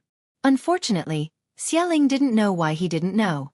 If he paid attention to her heart of colorful glass instead of His Royal Highness, she might be able to return to the peak of the finger mystery state. As for whether she would be counterattacked by fate after that, she believed that Xia Ling, the devil, would not care about it because he was obsessed with killing Luo Yang. Su Fengnian didn't interrupt the little girl's examination behind him. He waited for her to withdraw her gaze before he turned around and said with a smile, "After breakfast, I'll take you to the temple fair." Tao Manwu looked puzzled. She didn't understand why he was so merciful. In her opinion, this bad guy who didn't show his true face was shrewd and unscrupulous. He made her suffer a lot. Why did he change his mind after one night? Su Fengnian chuckled and said, "I've already thought about it. When the time comes, I'll leave Flying Fox City alone. I won't take you, a burden, out of the city. Don't worry, it won't affect your food and clothes. It'll definitely be more comfortable than following me. Since we're still together, I'll pretend to be a good person for a few days so that you won't hate me. I heard that people like you can see through people's hearts. Whenever you can't forget someone, God will definitely echo. I still want to live well. It's not good to be on tenterhooks all day long." The little girl bit her lips and stared at him. She was sure that he wasn't lying and really intended to leave her in Flying Fox City.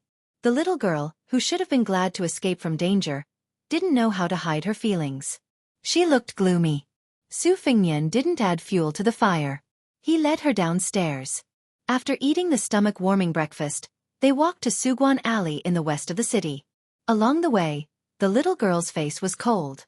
She didn't look good to Su Fengnian, who had a new cold and ruthless impression. However, the joys and sorrows of a child's experience were like a jug of new wine, with the taste floating above it. It was not like the taste of an adult's old wine, which had settled at the bottom of the wine jug. If one did not drink it all, the spoon would not be clean. Su Fengnian used a stick of sugar-coated haws and a small lacquer box with a spider spinning web to make Tao Manwu happy. The box was named Qiqiao. It was also an exquisite toy from the Central Plains to Bei Mang. He stored the small spider in the box and observed how dense the web was in the next few days. It was a small item that most women in the spring and autumn period would buy during the Qixi festival. He put a small piece of paper in the box and wrote the name of the man he liked on it. The spider silk was a red rope from the moon god, which was a good sign. If the web was dense and luxuriant, the woman would naturally be happy to see it. Su Fengnian's strides were big. After 2 trips, he was used to all kinds of performances and sales at temple fairs. He disliked the little girl who was walking slowly with her eyes wide open, so he simply let her ride on his neck. Tao Manwu was sulking with this guy, so he didn't care about his ladylike manners and rode on his neck. He put his little head on his big head and didn't even give him a stick of sugar-coated haws to eat. He wanted him to die of hunger. For a while, they watched the simple shadow puppet show, which was about the border war between Liang Mang and Liang Mang. It was reasonable for the generals of Bei Mang, including Huang Songpu, to be sculpted to have a dignified appearance. However, the king of Beiliang, Su Shao, and the little man Chen Jibao were sculpted to be ferocious and ugly, which was very pleasing to the people of Flying Fox City. Su Fengnian laughed it off and didn't wrongly accuse Su Shao. However, Chen Jibao, who was a handsome soldier in white in his prime, was sculpted to be such an unsightly and ugly character, which was unfair to the people of Flying Fox City. The puppeteer played the role of the storyteller. Since the paper characters were the most powerful military officials on the border between the 2 dynasties, they were inseparable from the raging flames of war. This was slightly different from the storytellers in wine shops and tea houses who talked about the events before the war. When it came to deliberately exaggerating the intense war, the audience was unable to take their eyes off it. They held their breath in rapt attention, completely immersed in the play. Su Fengnian had just walked away when he saw Tan Tai Chong An and his younger sister, Tan Tai Kong Ho, walking with several retainers in the midst of the bustling stream of people. Tan Tai Kong Ho's hand was also carrying an ingenious spider box. However, it was a red sandalwood box. The amount of silver it consumed was far from being comparable to the wooden box in Tao Manwu's hand. The spiders in the box were even more different. Presumably, the spiders of the city overseer's 3rd son would, as a matter of course, be even more ingenious. After the 2 sides looked at each other, Tan Tai Chong An's smile was brilliant. He took the lead and walked over. Turning his head to his younger sister, he proudly said, "How is it?" "I guessed right. Xueqi will definitely come to the temple fair." Tan Tai Kong Ho glared at Xueqi and helplessly said, "Isn't it just losing a tael of silver to you in a bet? What are you so proud of?" Tan Tai Chong An laughed heartily and said, "Second brother won someone else's 100 taels of gold and won't necessarily be happy. Maybe it's them who are secretly happy. However, earning a copper coin from you is worth being happy." Su Fengnian was even more helpless than Tan Tai Kong Ho. This Flying Fox City's #1 debauchee's second young master was truly a divine strategist. He did not know why, but Su Fengnian truly believed that Tan Tai Chong An was here to wait for the hare and not to have someone spy on him. On one hand, with Su Fengnian's current mysterious 5 senses, he could easily detect special gazes in the surroundings. Moreover, he did not have any ill feelings towards this unscrupulous child who had the ambition to be a countryside teacher. This could not be called a hero sympathizing with each other, it could be considered a debauchee sympathizing with each other. Especially after Tao Manwu did not have any abnormalities, Su Fengnian was even more relieved. Tan Tai Chong An had a straightforward temperament. Seeing Tao Manwu's cute appearance, he reached out to pinch his cheeks. After being dodged, he did not mind and made fun of his younger sister. "This younger sister of mine keeps on saying that she wants to marry me as a wife, but in fact, she secretly admires a handsome young master from Hulyan's family. Didn't she just buy a strange item? Later, she will certainly secretly write down that handsome young master's name like a thief. If I don't see brother Xueqi today, I won't expose her thoughts." She will climb the wall in the middle of the night to steal that slip of paper and throw it away. I'll let her cry to death in front of a cobweb the next day." The red-faced Tan Tai Kong Ho fiercely stomped on Tan Tai Chong En's foot. The latter felt a burst of pain and sucked in a cold breath. He could only dare to be angry but did not dare to speak to this spoiled younger sister. After strolling around together for an hour, Tan Tai Chong En was pulled away by the impatient Tan Tai Kong Ho. The second young master and Su Fengnian had an appointment to drink at Guanghan House in the evening, and was forcibly dragged away by his younger sister. Looking at this pair of brother and sister who had a harmonious relationship, Su Fengnian stood in place and did not move his feet for a long time. Tao Manwu reached out her small hand and rubbed his brows. Chapter 451. Tao Manwu was riding on the neck of a certain bad guy with a clear conscience, looking into the distance and leisurely touring the temple fair. Suddenly, he noticed that the guy with the fake mask had stopped. Following his line of sight, he saw a skinny young lady standing in front of him, timidly handing out a thin brochure. Su Fengnian was stunned for a moment and took the brochure from the skinny young lady. This kind of brochure was a small trick used by storytellers to attract business. It roughly wrote a few sentences about the content of the story, whether it was about the Iron Horseman, the fireworks Fendai, or the ghost period. The fragrance of wine was afraid of the deep alley. Other than the main character staying in the wine shop or tea house, the person setting up the stage on the street would invite customers to come in and listen to the story. The level of extravagance was linked to the level of fame. Some famous storytellers could often hang a golden banner outside a downtown restaurant. This one was quite shabby, with only a piece of paper at the end of a red post. But what surprised Su Fengnian was that he recognized this young lady. She was the grandfather and granddaughter he saw in a secluded tea house in the city before leaving Bailiang. The old and blind storyteller was talking while drinking wine, and the young lady was holding a low-quality pipa. Su Fengnian was even more shocked when he saw what was written in the brochure. She dared to tell the story of the heir of Bailiang traveling thousands of miles in the city of Beimang? He looked around and quietly watched the young lady hand out more than a dozen brochures before following her into a relatively quiet tea house with Tao Manwu on his back. After sitting down, he ordered a pot of tea. Sure enough, he saw that there was an empty space in the center of the tea house. The blind old man habitually placed a bamboo board and a bowl of turbid wine on a small wooden stool. After his granddaughter handed over the simple brochure, she trotted to the old man, carefully picked up the pipa, and whispered a few words to her grandfather.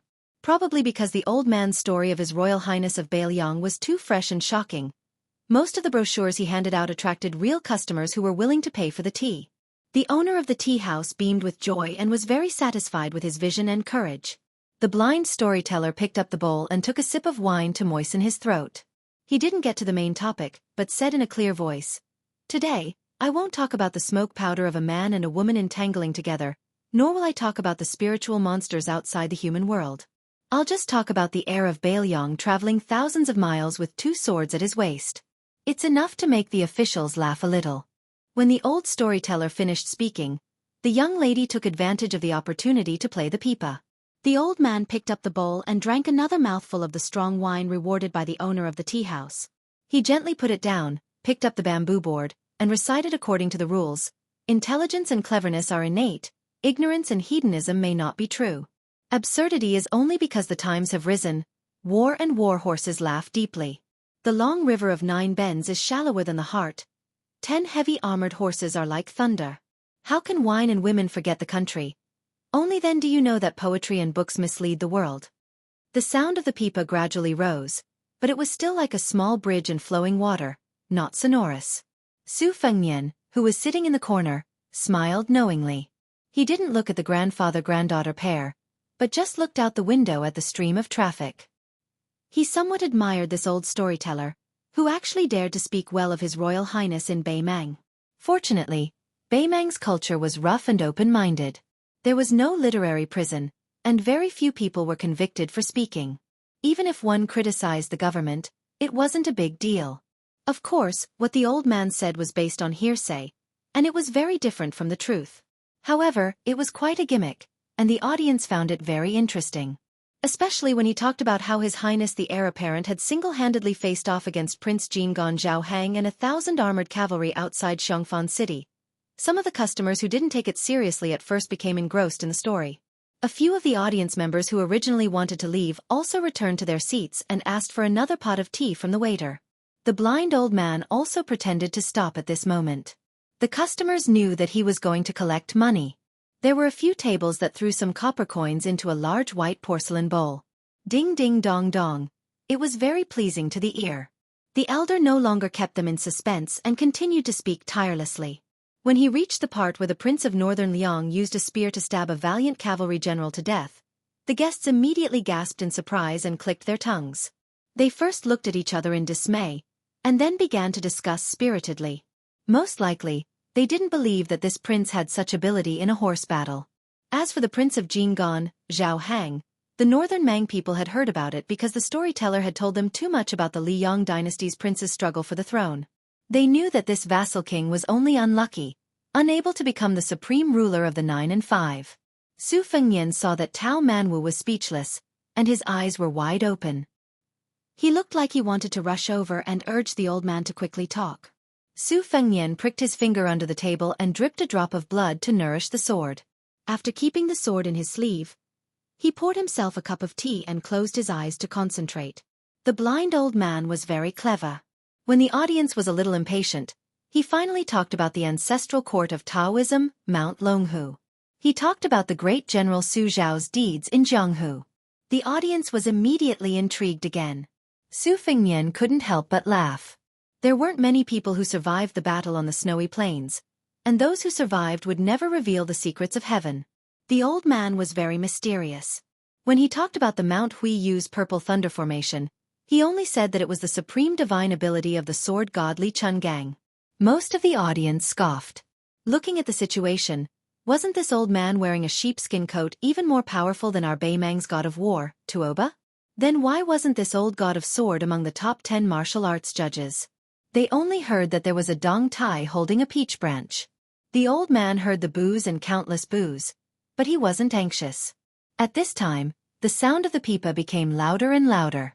It was like a silver bottle breaking and splashing water, making people worry if the little girl's weak and delicate hands could hold on. In the magnificent atmosphere created by the pipa, the old man talked about the finale of the show, the arrival of the flying sword. He said that the old god of sword used the word sword to make thousands of swords from Mount Hui and Mount Longhu fly to the snowy plains and cover the sky.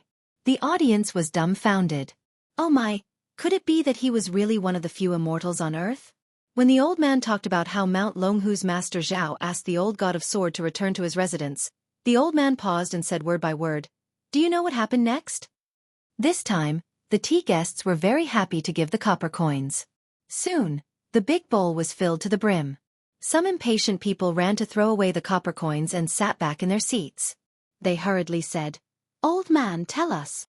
The blind storyteller drank a mouthful of wine and said with a smile, "Senior Li, who is in the Sword Celestial Realm, sent a message to the big Mount Longhu. His Royal Highness said that there was no need to return it." The whole tea house was dead silent. Then, there was a roar of applause. Many tea guests who felt that their anger had been vented began to hit the table. Tao Manwu, who was beside Su Fengnian, chuckled. Su Fengnian took out a small piece of silver and shook his head. The little girl originally thought that the old man's storytelling was brilliant and varied. Seeing that this stingy man was unexpectedly generous, she finally smiled. She grabbed the silver and ran to the center of the tea house. She gently placed it into the bowl with her face flushed red. Then, she ran back to Su Fengnian's side and snuggled up to him, not daring to look at others. Everyone only thought that this young man was most likely a rich son who had too much money and nowhere to spend it. They didn't think much of it. When the blind storyteller talked about the Eastern Sea's martial emperor city, he only said that His Highness the Crown Prince carried a bowl to the top of the city wall, but he didn't tell the whole story. The guests in the tea house were shocked to the core. They all thought that this hereditary crown prince of the Northern Liang was really daring. They didn't investigate the details and heard that the storyteller was telling a story. When the old man said that the world's number one, Wang Xianji, flew to the surface of the East Sea, opened the gate of heaven with sword god's sword, and made the East Sea rise, the tea house suddenly became silent. Beimang's people were valiant. No matter how feminine the Flying Fox City was, it was still in comparison to other cities. After all, the blood of warriors still flowed in their bones. They could look down on the emperors, dukes, and marquises of the Liang dynasty, and look down on those soft and romantic scholars. However, they definitely wouldn't look down on the famous General Gu Jiantang from the spring and autumn period. They also didn't dare to look down on the city master of Martial Emperor City, who had dominated Zhonghu for 60 years. Everyone in Beimang only regretted that this old warrior wasn't from their dynasty. However, they wouldn't doubt that Wang Xianji could be ranked above Tuoba and become the world's #1. It was to the extent that they felt great reverence towards the mortal enemy of northern Mang, the butcher Su Xiao. There was no lack of people in northern Mang who sincerely admired Su Xiao, regardless of whether it was in the marketplace or in the imperial court. When the rumor spread that the emperor was willing to marry Su Xiao, they angrily scolded the arrogant lame Su for not knowing what was good for him. In the end, few people said that Su Xiao didn't deserve to share the world with the empress. In Beimang's view, who else in the world was more worthy of their empress than the butcher? The emperor of the Liang dynasty? Get out of here and F***ck off. In the end, the tide rose on the banks of the Guangling River. His Royal Highness cut off his flesh. Li Chungang cut off 2,600 armor with his sword. The tea house was so quiet that you could hear a pin drop. Only the sound of the pipa could be heard. Even the manager of the tea house was dumbfounded. He slowly took out a few pieces of silver that hadn't even warmed up yet and had the waiter put them in his bowl. He didn't feel the slightest bit of heartache. Luckily, he had invited this grandfather-grandson pair to tell stories today and earned a lot of extra money. He had made up his mind to let them continue to tell stories for a few more days. He was sure that business would be booming and money would flow in. After the story was finished, some of the wealthier customers added a bit more money to spare. Su Fengnian patted Tao Man's little head and said with a smile, "Go, tell that sister who plays the pipa that I'm inviting them to tea." Chapter 452. Tao Manwu ran over cheerfully. The grandfather and grandson pair usually did not go through these formalities, but perhaps because they saw that the young lady was innocent and looked kind, and that the young master sitting by the window did not seem like a bad person, they agreed. Su Fengnian beckoned for the waiter and ordered a pot of good tea and wine. Tao Manwu sat beside Su Fengnian and looked at her sister with admiration. She had only learned the zither and knew nothing about the pipa. She only felt that this young lady was very impressive. The blind old man drank a mouthful of wine and took a sip, slowly savoring the aftertaste. A knowing smile appeared on his weathered face. "Thank you, young master, for the money and wine. It's a pity that this old man only knows how to tell stories and has no way of repaying you." Su Fengnian smiled. "I just thought that the stories were good to listen to and had some money on me. It wasn't easy for me to pass the time, so it's a pleasant surprise. Old sir, you don't have to take it to heart. Just treat it as meeting an old friend in a foreign land. It's normal for the one who has more money in his pocket to treat you to some wine." The old man laughed heartily. "That's true. Young master is magnanimous, so this old man can't be unreasonable. Come, let's have a toast. Although this wine is not as authentic as the green ant from Beiliang, it's still good wine." The two drank the wine in one gulp. As for the young ladies, they drank tea. The shopkeeper also gave them some cakes and fruits that did not cost much. They were also in a relaxed mood. Su Fengnian smiled and asked, "Old sir, aren't you afraid of getting into trouble by saying good things about the heir of Beiliang in Beimang?" The old storyteller shook his head. "What's there to be afraid of? In today's world, if you want to earn more money than your peers, you can't be afraid of trouble." Su Fengnian saw the scars on the back of the old man's hand as he held the bowl. He asked, "Old sir, were you once a soldier of Beiliang? The knife wound on the back of my hand was not light." The old man probably had a fiery temper when he was young. Now that he spoke without any scruples, he laughed straightforwardly. "Isn't that so? At that time, I was in so much pain that I almost cried for my parents. At that time, I had just joined the Northern Liang army and was laughed at by the old sergeant. Later on, I suffered more serious injuries, but I gritted my teeth and endured it. Now that I'm old, I really admire myself. However, young master might not know about the Northern Liang army at that time. If you didn't have any scars, how could you have the nerve to greet your fellow soldiers who killed people shoulder to shoulder? You would have been treated as a little girl. It's funny to say that after joining the army for a few years, I couldn't wait to be hacked a few more times. Before our old sergeant died, he said, 'Whoever wants to usurp my position, take off your clothes. Whoever has more scars than me will be the sergeant.' In short, Whoever has more heads than me will be the sergeant. In short, whoever has more heads than me will have to be the sergeant. Su Fengnian muttered. Old sir, why did you say that you were in the Bailiang army back then? The storyteller drank a mouthful of wine and hesitated for a moment. After taking another big gulp, he slowly smiled bitterly and said, These words can only be said to an outsider like you, young master. It's not a secret, and it's not a family scandal. Back then, our general defeated the Western Wall and destroyed the West Chu dynasty, which was almost as powerful as Liang at that time. Everyone in the Bailiang army was filled with resentment. They thought about how easy it was for those civil officials in the capital to talk.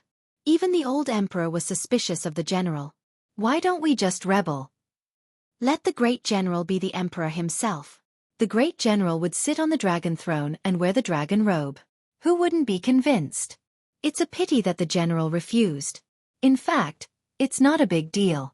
For us old soldiers in Liaodong, as long as we serve the general, it's fine if we don't want to be the emperor. Later on, I followed him to Bailiang, and the atmosphere changed. The general was still the general. No one complained, but the general was not a man with 4 heads and 6 arms.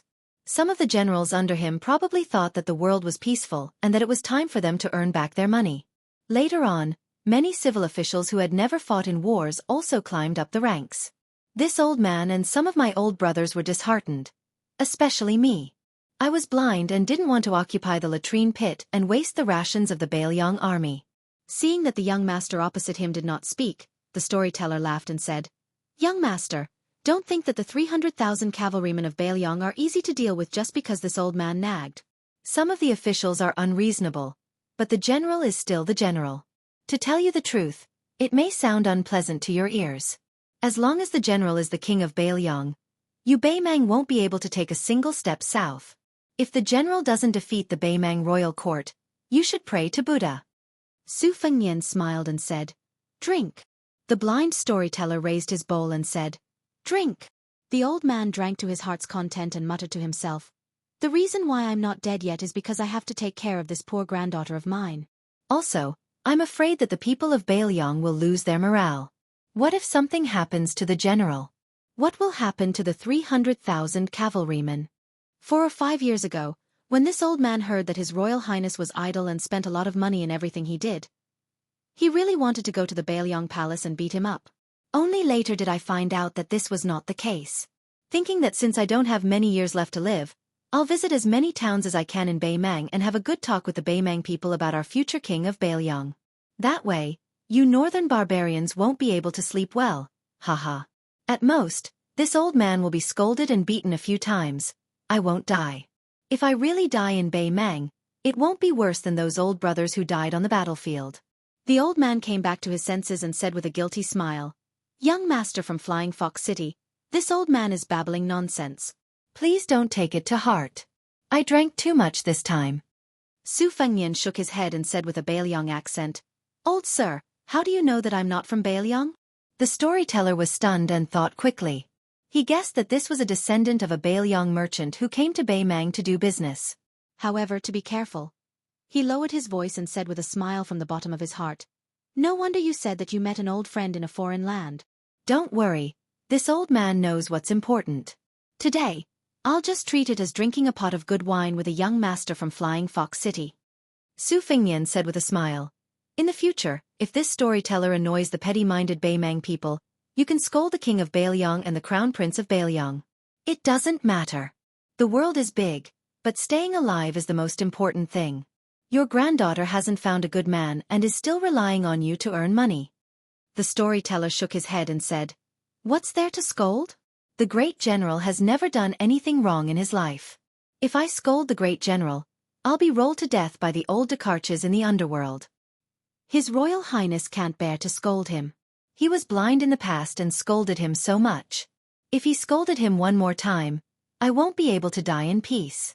Since my granddaughter was born into the Song family, this is her life. There's nothing to complain about. The young lady holding the pipa smiled gently. She accepted her fate and was calm. Su Fengnian put down his wine cup and said softly, Old sir, if you trust me, can you lend me your granddaughter's pipa to try playing? My second sister is especially good at martial pipa. I'm not as talented as her, but I've been influenced by her and know a thing or two. Maybe I can give you some simple insights." The old man said with a smile. "What's there to be reluctant about?" "Ariu, pass it to the young master." Su Fengnian smiled. "Miss, please pass me the zither wiping cloth as well." The young lady blushed and stood up. She carefully handed over her beloved pipa. After Su Fengnian carefully wiped the pipa, he sat upright and thought for a while.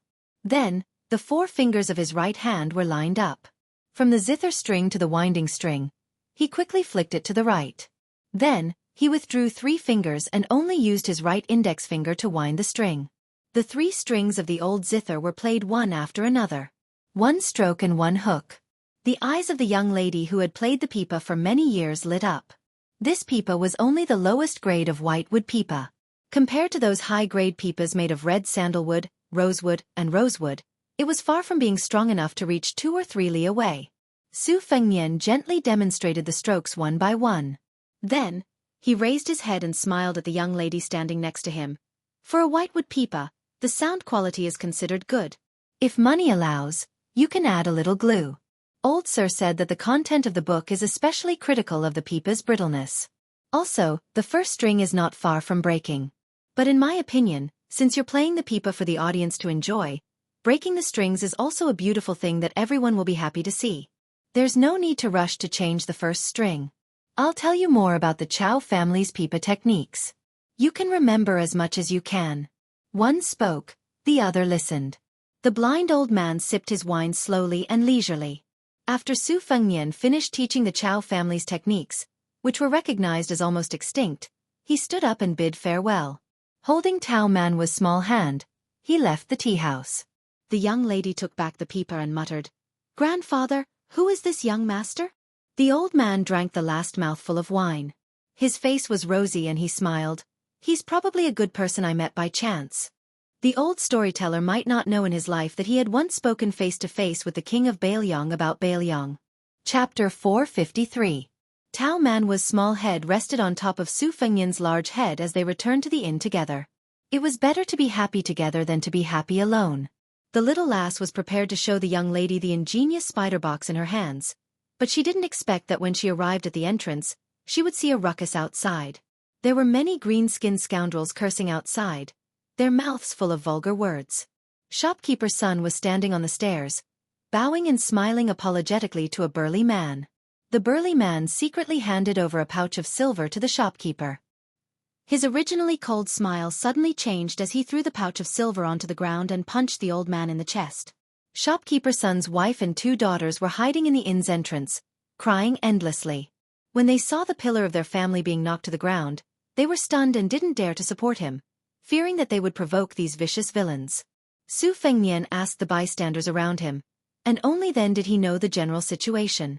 Shopkeeper's son's wife and eldest daughter were sightseeing in the city's western district when they encountered a scoundrel who wanted to take advantage of women. His eldest daughter's skin was thin and her temper was fierce, so when her bottom was touched, she immediately slapped him. The green-skinned scoundrel was thin and weak, so he didn't expect the young lady to be so fierce. After being slapped to the ground, he lost face.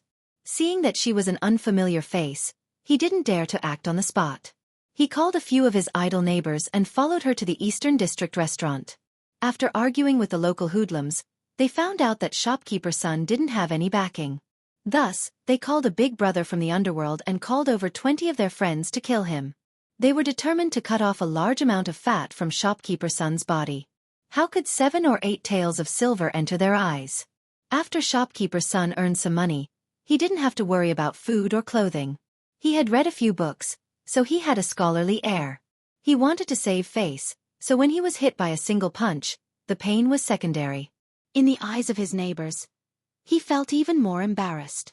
Especially when the 3 women in his house saw this, he felt even more aggrieved. He crawled up and picked up a wooden stool, wanting to fight the hoodlums to the death. The leader of the group, the green-skinned scoundrel, had practiced martial arts for many years.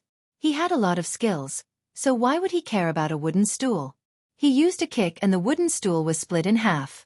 Shopkeeper's son, who was full of hot-blooded blood, was dumbfounded. Just as he was hesitating whether or not to go to the kitchen and get a kitchen knife, a skinny scoundrel sneaked up behind him and kicked him in the butt, causing him to fall flat on his face. The skinny scoundrel's cheekbones were prominent, and his eyes were small and deep. Usually, when the gangs fought, they would use their mouths instead of their hands. He felt that this sneak attack was quite heroic, but it was a pity that he stretched his leg too far, causing his leg to cramp. He could only limp to the side, which attracted a lot of ridicule. The skinny scoundrel was about to flip out, but from the corner of his eyes, he saw that the leader of the gang, who had stolen the limelight, was frowning. He immediately shut his mouth and retreated to the side. Su Fengnian put down Tao Manwu and walked to the green-skinned scoundrel while holding his hand. He very nimbly handed over a few 10 taels banknotes and said with a smile, "This leader, I don't know how brother Sun was disrespectful. I hope that you can give me a chance to spend money to avoid disaster." He didn't have to give face to anyone, but he had to give face to money. The green-skinned scoundrel, who had a ferocious black tiger tattooed on his arm, coldly asked, "Brat, which gang are you from?" Su Fengnian smiled and said, "This lowly one cannot compare to First Master's domineering demeanor, and is only doing odd jobs for the City Lord Mansion's second young master. I'm not considered anyone important. Second young master took a fancy to this restaurant's 5-sprout soup, and as a result, I developed a friendship with Manager Sunday. Thus, I came here to ask for this restaurant's signature vegetarian dish. First master is magnanimous, so please forgive Manager Sunday. If this lowly one fails in this matter, even if second young master hears about it, the restaurant will not be in the right. Second young master has a lot of matters to attend to, so he absolutely won't care about such trivial matters. However, if this lowly one fails in this matter and does not leave a good impression on second young master, then this lowly one will be miserable and won't be able to obtain even half a copper coin's worth of profit. Therefore, these 30 to 40 taels of silver can be considered as a token of my respect to First Master. First Master is benevolent and does not cut off this lowly one's path to wealth. What do you think?" The leader's face was gloomy and uncertain. In the end, he smiled and put the banknotes into his pocket. He patted Su Fengnian's shoulder and said, "Since little brother has admitted his mistake, this matter isn't a big deal. I'll give you face and let it go. In the future, when you go to the western part of the city, find me for a drink. It's simple. Just say the name of Flying Fox Town's Guanxi." The commotion died down, and the immortals who were watching from the sidelines also dispersed and entered the restaurant. Manager Sun, who was still in a state of shock, asked in a low voice, "Brother Su, are you really a noble of the City Lord's mansion?" Su Fengnian picked a clean table and sat down. He said with a smile, "How could I be related to the City Lord's mansion? It's just that there are some elders in my family who have some business dealings with the mansion's steward. I'm not familiar with the second young master of the Tantai family. This time, I went to the City Lord's mansion and shamelessly put myself under the guise of an assassin. I don't know if I'll be able to meet the second young master. Brother Sun, you know that my family is in the business of porcelain, but the second young master is an expert in this field. If I'm lucky enough to be recognized by him, I might be able to drag the second young master to the restaurant for a meal." Manager Sun's mind calmed down. He rubbed his hands and said with relief, "I don't dare to accept the second young master's money. It's already a great honor to be able to come to the restaurant. Brother Su, today's matter is all thanks to your righteous help. I'll go get the money to pay you back. Also, no matter how long you stay in the inn, as long as it costs money, I'll take care of it. If you don't agree, I'll be angry with you." Su Fengnian hesitated for a moment, then said with a smile, "Brother Sun, don't haggle over the 30 or 40 taels of silver with me. I'm the descendant of a merchant who went to Guanghan House. If you're stubborn, you won't recognize me as your brother. In the future, as long as I go to Flying Fox City, I'll definitely come to your place to eat and drink. I won't be careless about this. I'm not joking with you, so don't feel bad." The anger in Manager Sun's chest was swept away and he laughed heartily. After sitting down, he waved to his wife and daughter who were standing in the distance and said, "Come, say hello to Brother Su." Chapter 454. Even the little girl who despised Su Fengnian for being too old, along with her mother and elder sister, respectfully bowed to him. The three girls were like raindrops on a pear blossom. Having survived a calamity, they were grateful to Su Fengnian. Not to mention, it seemed that this handsome young master with a saber had some connections with the City Lord Manor. This made them feel that Manager Sun had such a young master who called him brother, and that they shared his glory with him. The eldest daughter was originally embarrassed that her father had been beaten to the ground in 2 or 3 moves. She wished she could dig a hole and hide in it. But now, she only felt that her father was brave and had the ability to recognize people. She didn't have the slightest bit of complaint. As a businesswoman, Manager Sun's wife was even more worldly and clever. She personally returned with a pot of good wine and poured wine for her husband and Su Fengnian. She wanted to strike while the iron was hot and tie this noble young master to the restaurant. In the future, if there were any conflicts with those green-skinned men, he wouldn't have to charge and break through enemy lines, but at least he wouldn't have to watch from the sidelines. Manager Sun's youngest daughter was still in a daze. When her elder sister pinched her arm, she raised her head and saw her mother give her a meaningful glance. She mouthed the words Tantai's eldest young master. The little girl immediately became spirited. She didn't care about anything else and anxiously asked, "Brother Su, if you go to the City Lord Manor, will you be able to see Tantai's eldest young master? If you see him, you must remember to mention me. My name is Sun Xiaochun." The little girl's arm was pinched again. She immediately came to her senses and said with a smile, "There's also my elder sister. She's called Sun Jiqiu." Manager Sun and his wife looked at each other and smiled. They felt somewhat helpless towards their daughter who had gone mad. The two sisters' eyes were filled with hope and expectation. They didn't care about being reserved or shy. Su Fengnian couldn't help but laugh. He could only nod and say, "If there's a chance, I'll definitely put in a few good words for you too. But I can't guarantee that I'll be able to see that heroic young master." The elder sister, Sun Jiqiu, was older and knew more about the ways of the world. She smiled and nodded. The younger sister, Sun Xiaochun, had a serious expression. She said with a deadpan expression, "You must see him." Their mother pretended to slap the little girl, but her tone was gentle, "Don't be rude." Su Fengnian smiled and said, "Sister-in-law, it's fine, it's just a small matter." Afterwards, the 3 women went into the room to talk about some private matters. Shopkeeper's son, on the other hand, had a complacent smile on his face as he chatted with a few of his old friends who had rushed over after hearing the news. Su Fengnian returned to his room at the inn. Tao Manwu put away the Qi Qiao box, opened his bag, and counted the silver pieces one by one. Su Fengnian laughed and scolded, "If there really was a thief, would he only steal a few pieces of silver? You stole them all long ago." The little girl, who was good at running a household, glared back at him and continued to count the money. With his back to Tao Manwu, Su Fengnian steered a flying sword from the silkworm armor 12 scabbard, and secretly nurtured it. After counting the silver pieces, not a single one was missing.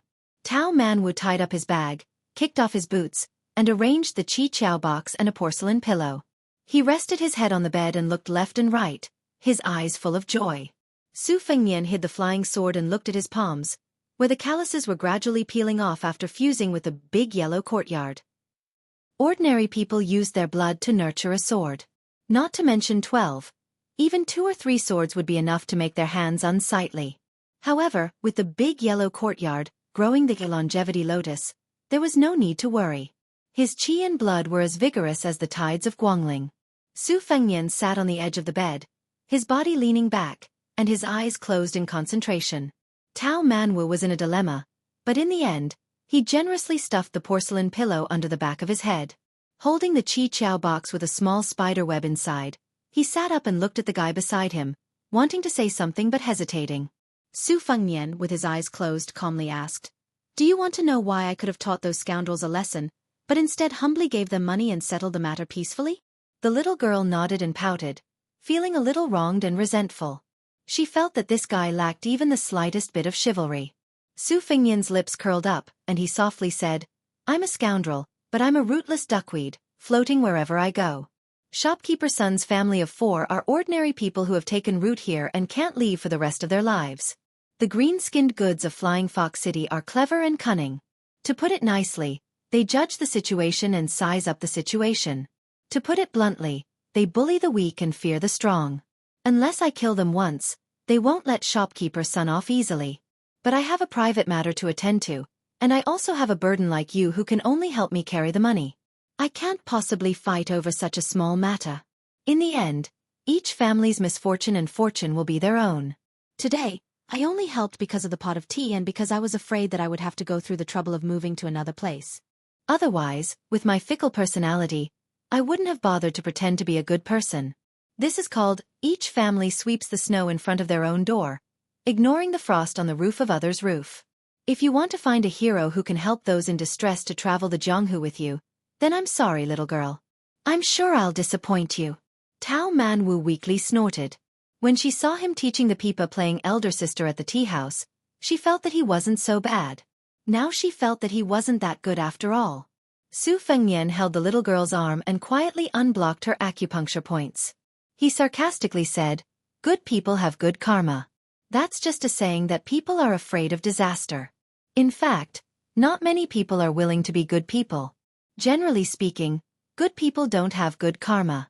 It's just that no one has the opportunity to let you know." Tao Manwu only felt that her arm was hot. It wasn't comfortable or uncomfortable, so she endured it. Su Fengnian calmly said, "Change your arm." She turned around and stretched out her arm. After Su Fengnian succeeded, he teased, "They all say that men and women shouldn't touch each other. You don't have any shame." Tao Manwu ignored this and sighed like an old man.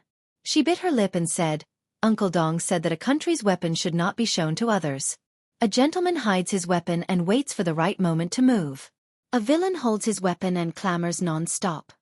Su Fengnian opened his eyes and said with a smile, "Your Uncle Dong is a knowledgeable person. Isn't he very similar to me?" The little girl rolled her eyes. She was too lazy to talk to this scoundrel who flattered himself. She just wanted to take back her beloved porcelain pillow. Su Fengnian pressed down on the porcelain pillow and said shamelessly, "I'm not giving it back." The little girl knew that she couldn't compete in strength, so she showed a disdainful expression.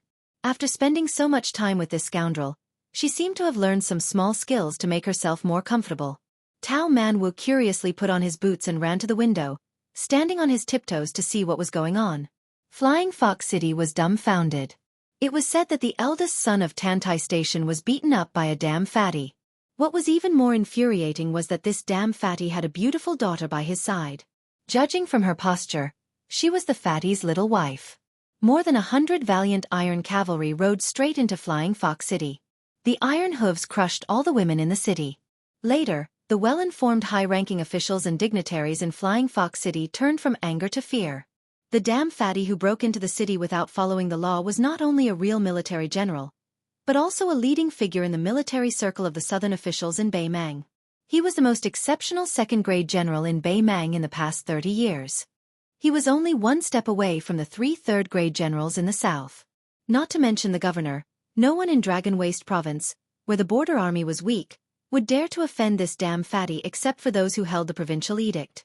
Afterwards, shocking news entered their ears one after another, making them even more frightened to the point of pissing their pants. The woman in colorful clothes at the damn fatty's side was the daughter of one of the northern Mang's 5 great sex weapon-carrying mountain master, as well as the damn fatty's second wife. Meanwhile, this damned fatty's first wife had an even more extraordinary background. No wonder she could suppress the weapon-carrying mountain's precious young miss. The eldest son of Tantai Station only blocked the city gate with his men, but the soldiers and horses were scattered. The eldest son himself was forced off his horse by the fairy who came down from Bing Tea Mountain. For a time, the city was in turmoil.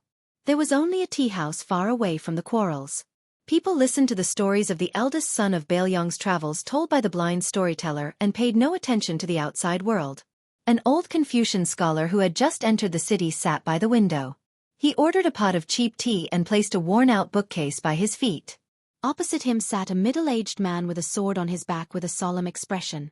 Sword Qi approached. Chapter 455.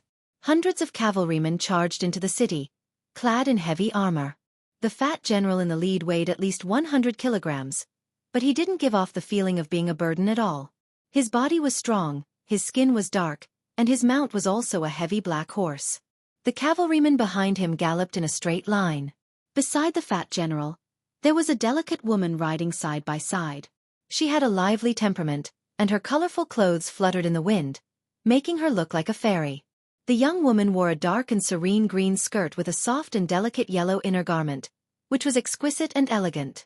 An ancient sword with a peacock green scabbard hung on her waist. Even when she galloped with the Beimang's #1 cavalryman, she didn't look like a vase at all. which made the fat general's personal cavalrymen look even more majestic. The Beimang dynasty had a vast territory, but ever since the Liang dynasty unified the spring and autumn period, it had launched 6 grand wars with all its might, but only one of them involved the central line of the Dragon Waste state. The main battlefields were the eastern line of the 2 Liao provinces, and the western line of the Beimang Gusai province and the Liang Liangzhou province, which was 100 steps away from Flying Fox City. The fat man slowed down his horse and looked up at the hanging sword pavilion. The travel-worn fat man spat out a mouthful of thick phlegm and cursed in a low voice. The cavalrymen behind him moved as if they were one person, and the distance between the horse's legs didn't change because of the slow speed. The fat man's surname was Dong. His father was a scholar left behind by the spring and autumn period, and his mother was a girl from a small family in Beimang. After joining the army for more than 10 years, the fat man Dong had turned his 200 kilograms of fat into muscles. He had become the most dazzling military hero of the Beimang Southern Dynasty. He was even on the same level as the governor of Gusai province, the 3 great generals, and the important ministers of the Southern Dynasty. According to the laws of Beimang, even if the officials of the Southern Dynasty and the ministers of the Northern Dynasty had the same rank, their ranks would still be lowered by 1 rank. Only the nobles of the Southern Dynasty who had been specially rewarded by the Empress of Beimang could have their ranks increased by half a rank. This fat man was the only person in the Beimang dynasty who had been specially rewarded by the Empress of Beimang. Therefore, even though he was supposed to be a rank 4 general, his military power had risen to rank 2. The 3 great generals of the Western Front, Huang Songpu, Lu Guai, Yang Yuanzhan, and Gusai Jinsi, who could make the border tremble with just a sneeze, had all been cursed by this fat man. Among them, he had even slammed the table with Huang Songpu, who had been specially rewarded by the Empress of Beimang. It was even rumored that he had rolled up his sleeves and had a fight with Yang Yuanzhan. It was a miracle that the fat man was still alive today. Fatty Dong gnashed his teeth in anger. How did that old turtle Murong Baoding manage the little bastards in his clan? Murong Zhongtai had already given him a secret letter, but he still dared to lead his private army to rob his brother, sister-in-law, and niece. Did he really think that he could sit back and relax just because he was ranked 9th on the martial roll? Putting aside the murder of his sister-in-law, if anything happened to his niece, who he regarded as his own daughter, then this old man would fight with Murong Baoding to death for the rest of his life. If any of the descendants of Murong Baoding's branch came to Gusai province to steal military merits in the future, then I'll make sure to beat them up so badly that even their parents wouldn't be able to recognize them when they crawled back home. Along the way, as they approached Flying Fox City, there were already several groups of scouts roaming around and spying on them from half a li away. Fatty Dong did not pay any attention to them at all. With these guys' horsemanship and combat strength, any one of the cavalrymen behind him could easily shoot them down. In terms of the killing ability of the horse bars and the scouts, only the white horse wandering crossbows trained by Chen Zhibao could compare with his crowbars. Politeness demands reciprocity. After so many years of fighting to the death with real swords and spears, the odds of victory and defeat were always 50-50. Fatty Dong grinned, which made him look even more sinister. He knew that he wasn't a romantic, elegant, and kind person. Before he joined the army, the children in the neighborhood would be scared and cry when they saw him. Other than men who had similar interests, he hadn't been liked by many women or children in his life. Therefore, whenever he met a woman, Fatty Dong would cherish her very much. There were only 2 women, and both of them had become his wives. The outside world said that Fatty Dong treated both the first and second wives equally. Anyway, the one who became the official daughter-in-law of the Dong family first would be the first daughter-in-law, and the one who married into the family later would be the second daughter-in-law. This was called first come, first served. Anyway, this old man didn't like to be reasonable. The one beside me was the sweetheart of that old man, Bu Bang Shan. Wasn't she also taken home by me? Every 2 or 3 days, that old fellow disdained my martial prowess as unsightly. Mother Fastris Kerr, what the hell do you know about the art of war? The pinnacle of martial prowess is no more than fighting 1,000 men. This old man is a match for 10,000 men. I've long disliked you, old man. Don't rely on your father-in-law's status as a martial grandmaster to make a ruckus. This old man respects the old and loves the young. I won't bicker with you. At most, I'll just pat your butt and turn around to tidy up your daughter in the middle of the night. This is called everything has its vanquisher. When the woman beside Fatty Dong saw that all too familiar smiling face, she helplessly said, "Husband, are you up to no good again?" Who's going to suffer this time? The damned fatty laughed and said, "Your husband has always won people over with virtue and has always been kind to others." The beautiful woman with wide sleeves that fluttered like an immortal from the heavens wrinkled her brows. You like that Tao man was so much? In the future, you probably won't be so nervous about the children of me and that person, right? Fatty Dong chuckled and said, You're treating me like an outsider. Tao Manwu is the only child that your husband truly likes in this life. He's also eldest brother's orphan. What's wrong with feeling a little heartache? It's fine if you don't get along with the princess of Great Yong. It's normal for women to be jealous. But it's not good for you to be blindly jealous of a child. If there's no one around, your husband will have to serve you according to the family rules and spank your butt.